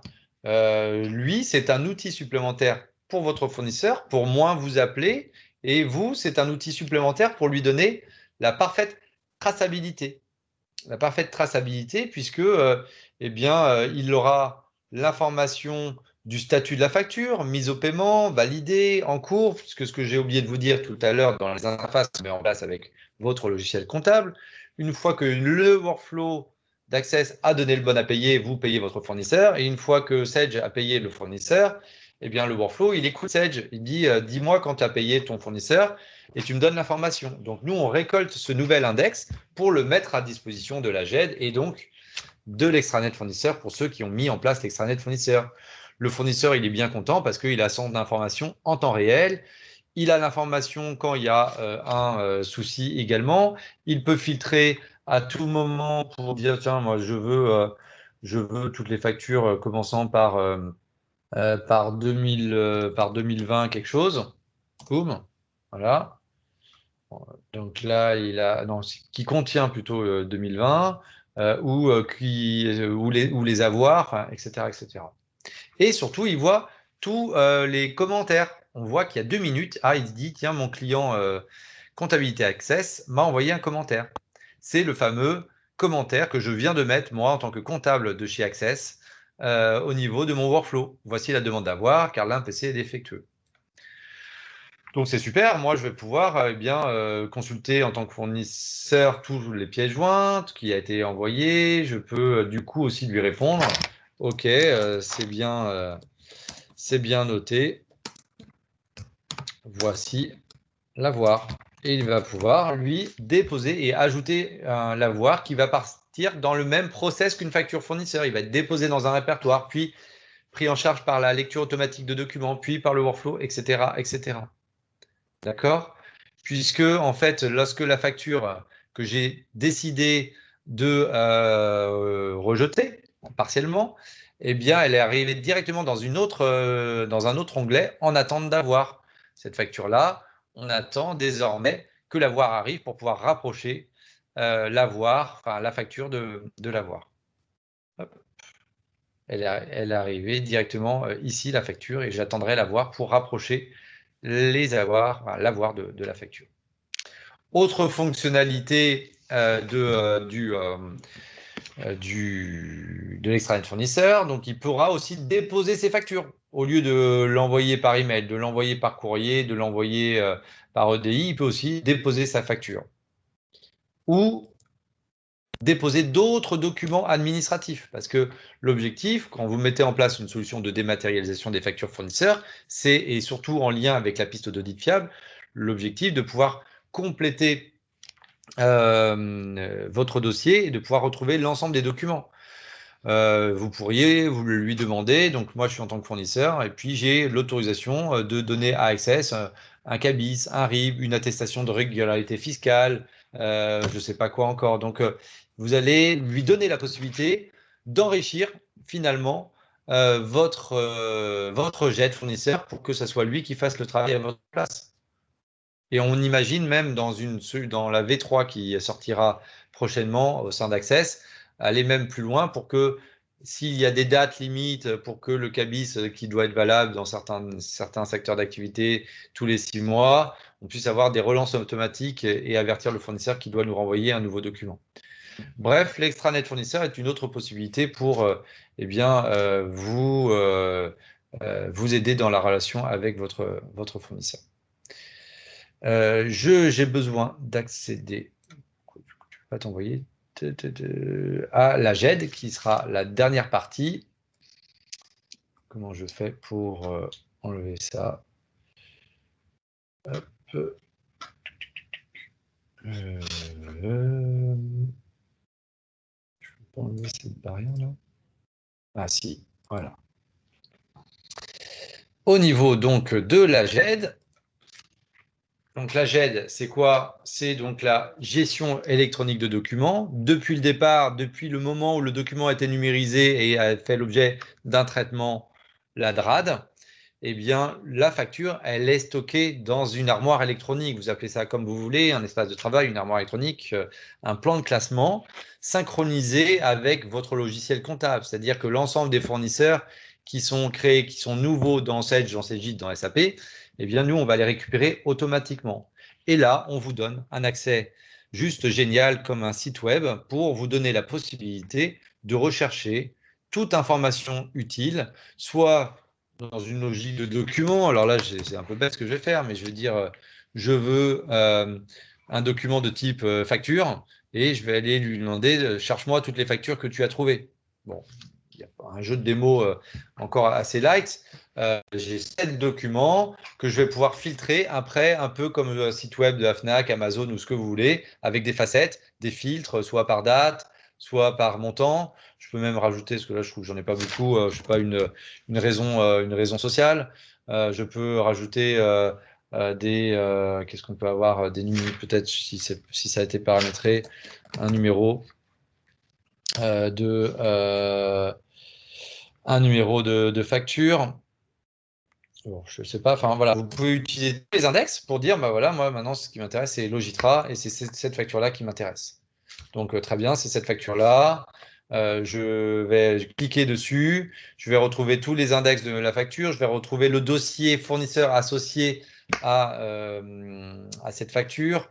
Je vais pouvoir voir s'il y a eu des commentaires, voire mettre des commentaires. Je vais pouvoir voir tout l'historique qui s'est passé sur ce document. Je vais pouvoir zoomer sur ma facture, me déplacer sur ma facture, la mettre en plein écran pour mieux la manipuler et l'analyser. Je vais pouvoir faire tout ce que je souhaite au niveau de ma facture, faire des rotations si je le souhaite. Enfin bref, c'est toutes les fonctionnalités classiques d'une GED. Et ensuite, si je suis dans une logique où dans ma recherche, je vais tout remettre. Hop. Voilà. Je vais cliquer sur voilà. 4. Imaginons que j'en ai plein, j'en ai beaucoup, et je ne sais plus laquelle il faut que je retrouve. Vous pouvez à tout moment revenir sur le résultat de recherche aussi. C'est-à-dire que si vous avez eu 53 recherches, eh bien, vous pouvez à tout moment rechercher les documents, dire bah non, finalement, c'est pas l'IRECO, c'était la facture d'elle qui m'intéressait. Et revenir, comme je vous le disais, dans le dossier où je vais peut-être retrouver peut-être plus de documents et pas que des factures. Bon, là, j'ai que des factures. On voit le type de document. J'espérais avoir un peu plus de documents. Vous voyez en haut à droite, oui, en haut à droite, vous voyez le onglet facture marqué. Mais si j'avais un bon de livraison, des bons de commande, on peut typer, même si je reviens sur l'onglet de recherche principale. Ici, j'ai que des factures, mais on a également la possibilité de typer l'ensemble des documents. Et dans le cadre de la piste d'audit fiable, alors ça, j'annonce, malheureusement, je ne peux pas encore vous le montrer, mais la prochaine version de Nexia va intégrer non pas votre propre piste d'audit fiable dans la GED, ça serait trop magique, mais en tout cas la possibilité d'avoir des alertes, des cartographies, c'est-à-dire que chaque fournisseur pourra être référencé dans une PAF au niveau de la GED. Et si vous avez décidé que, imaginons, le fournisseur d'elle est dans la PAF numéro 2, et que vous devez forcément avoir pour cette facture un bon de commande et un BL et un devis dans la GED, avoir des stats, des tableaux de bord et des alertes en disant attention, il manque un document en lien avec cette facture. Donc voilà la nouvelle version qui va sortir sur le premier trimestre 2021, donc c'est assez proche, mais je ne l'ai pas encore en démo. Malheureusement, je vais parce que j'ai un petit peu dépassé. Ah bon, il y a encore du monde, ça va. Il y a encore, ils ne sont pas tous partis. Donc voilà, c'est un exemple. Peut-être que ce n'est pas la meilleure solution. Je n'ai pas cette prétention-là, mais en tout cas, c'est une solution aujourd'hui qui est déployée chez à peu près 300 clients en France et en Europe, qui gère des volumes de factures de 3000 factures par an pour les plus petits clients que nous avons, à 800 000 factures par an pour le plus gros. Le volume médian, c'est souvent 30, 40, 50 000 factures, mais on a aussi beaucoup de petits clients entre 5 et 10 000 factures. Et comme de toute façon, l'approche tarifaire, soit en mode abonnement, en mode SaaS, elle est liée justement soit à un volume de factures, soit à un nombre d'acteurs workflow, elle peut vous permettre dès 350 ou 400 euros par mois d'avoir une solution en mode SaaS ou 500 euros par mois, je ne vais pas parler trop vite non plus, pour dématérialiser l'ensemble de vos factures fournisseurs. Donc, on sait s'adapter aussi aux PME qui ont ce besoin de dématérialisation de factures fournisseurs.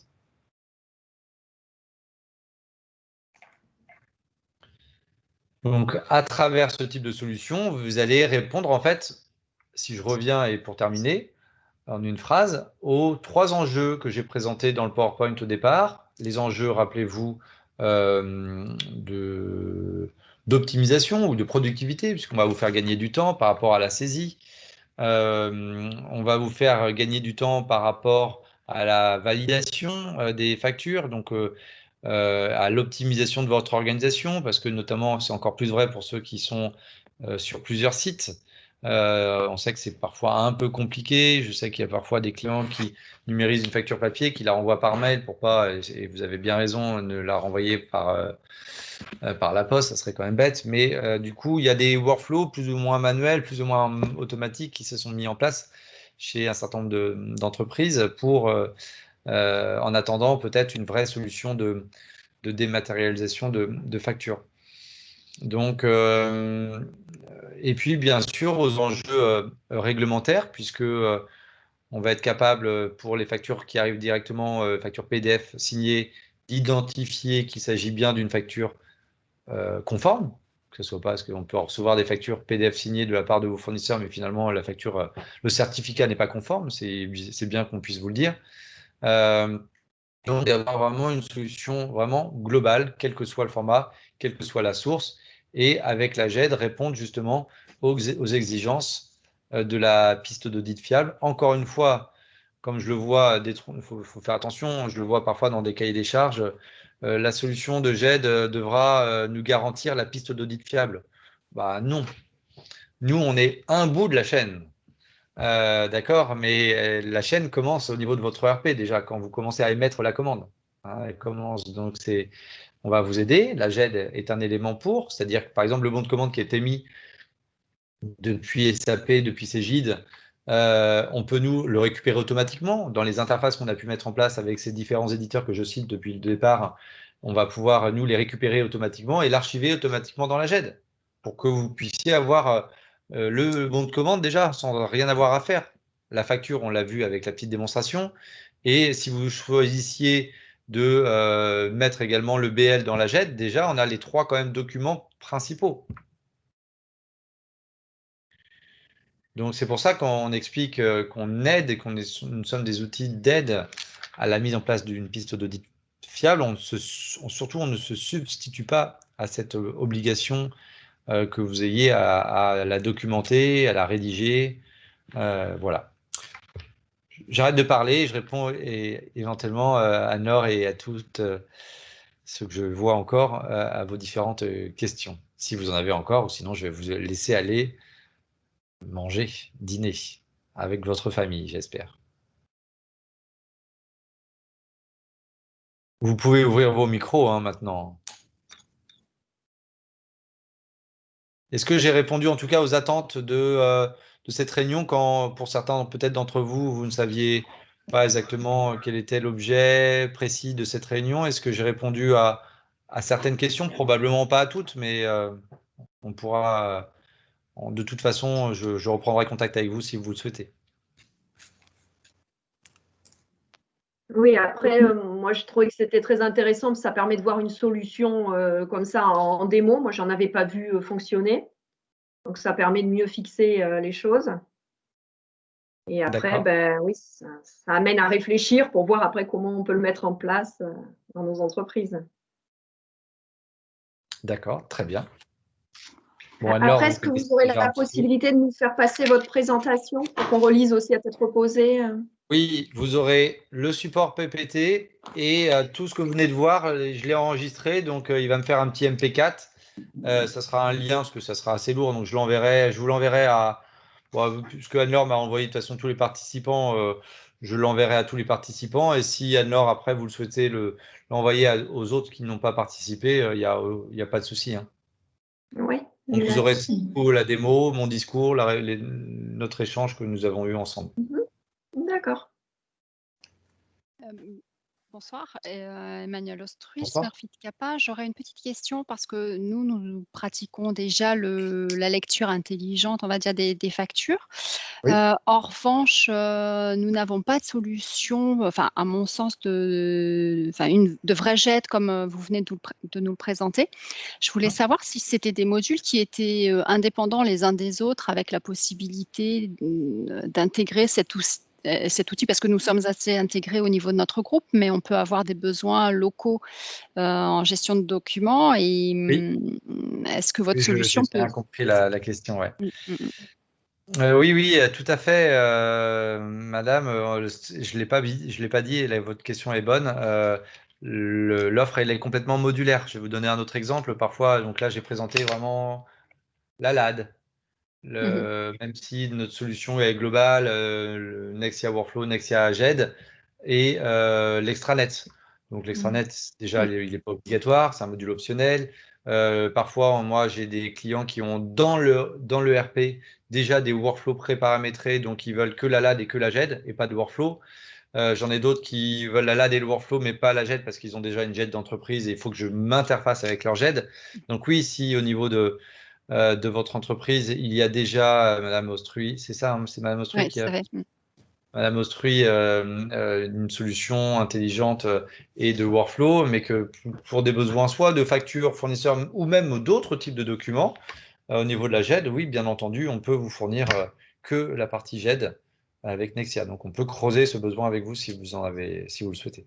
D'accord. Et typiquement, sur les sites que je supervise, on peut avoir un processus d'achat avec une validation de devis où les opérateurs dire, pour des achats courants, ne font pas forcément de demande d'achat dans le RP, dans lequel on a un système de validation des commandes ou des demandes d'achat, mais on peut avoir une signature signature d'un devis ou malgré tout Oui. une formalisation de l'accord d'un responsable d'un manager. Est-ce que Oui. c'est des choses qu'on peut intégrer voilà, pour faciliter, on va dire, le processus workflow, parce en que, fait. ouais, parce que les opérationnels, souvent, c'est ce qu'ils disent. Enfin, les ERP sont très bien, mais parfois ils sont lourds et on peut avoir besoin de documenter des choses. Je pense aussi notamment à des prestations comme des prestations d'avocat ou de choses comme ça. On n'a pas envie que tout soit documenté dans le RP. Oui, j'ai bien compris. En fait, on est multi-référentiel. Donc, c'est vrai que j'ai beaucoup parlé de RP, j'ai parlé de CJ, SAP, Sage, pour parler peut-être des plus connus. Mais en fait, on a multi-sources. Donc, au niveau des référentiels, on peut aller se connecter soit à un logiciel de gestion d'achat, soit justement à une logiciel de gestion de contrat pour aller justement récupérer le maximum d'informations. Donc, si au niveau de votre entreprise, il y a ces problématiques, voire même je sais pas, hein, dans de la bureautique pour aller récupérer des informations ailleurs pour pouvoir aider ensuite les validations futures au niveau des factures fournisseurs. Oui, sachez aussi que je ne l'ai pas présenté aujourd'hui, puisque ça c'est trop lourd et c'était pas trop l'objectif. On propose aussi, justement, plus dans une logique de frais généraux, un module gestion d'achat pour que vous puissiez saisir vos achats, générer un bon de commande, l'envoyer à votre fournisseur. Donc, la partie gestion des achats fait partie aussi de l'offre d'Access. Je vous remercie. Mais ce n'est pas que le RP, effectivement. Ce n'est pas que le RP.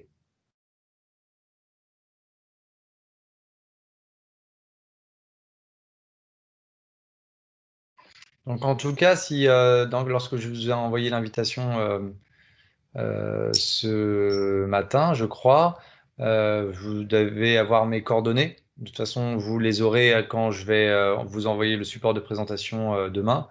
Donc, il ne faut surtout pas hésiter à me poser des petites questions par mail, vous fixer un petit créneau téléphonique. J'y répondrai avec plaisir. Merci. Merci. Okay, Merci beaucoup. Eh bien, merci.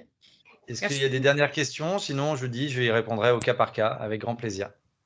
D'accord.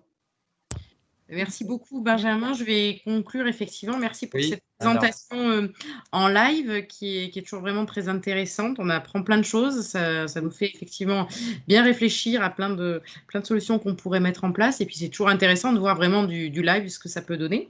Donc, merci à vous pour toute cette longue démonstration, mais qui était vraiment très intéressante.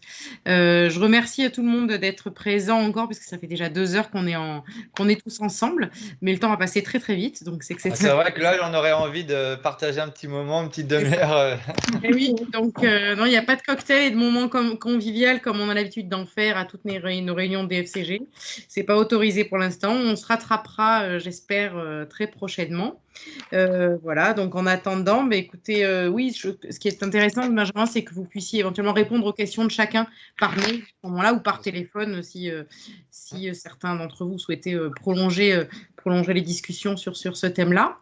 Voilà, n'hésitez pas à revenir vers moi si vous avez des idées de thèmes pour nos prochaines réunions. Oui. Comme je vous l'ai dit, normalement, on devrait se revoir en début d'année avec KPMG sur la loi de finances, mais pour l'instant, voilà, rien n'est encore planifié. En attendant, j'espère que vous allez tous bien sur le plan personnel en cette période un peu difficile et puis aussi sur le plan professionnel. Et puis qu'on aura l'occasion de tous se revoir très vite autour d'un moment un peu plus convivial. Oui. Merci beaucoup. Merci à toutes et à tous. Bonne soirée à vous tous. Benjamin, À bientôt. Bonne soirée. À bientôt. Au revoir. Au revoir. Merci.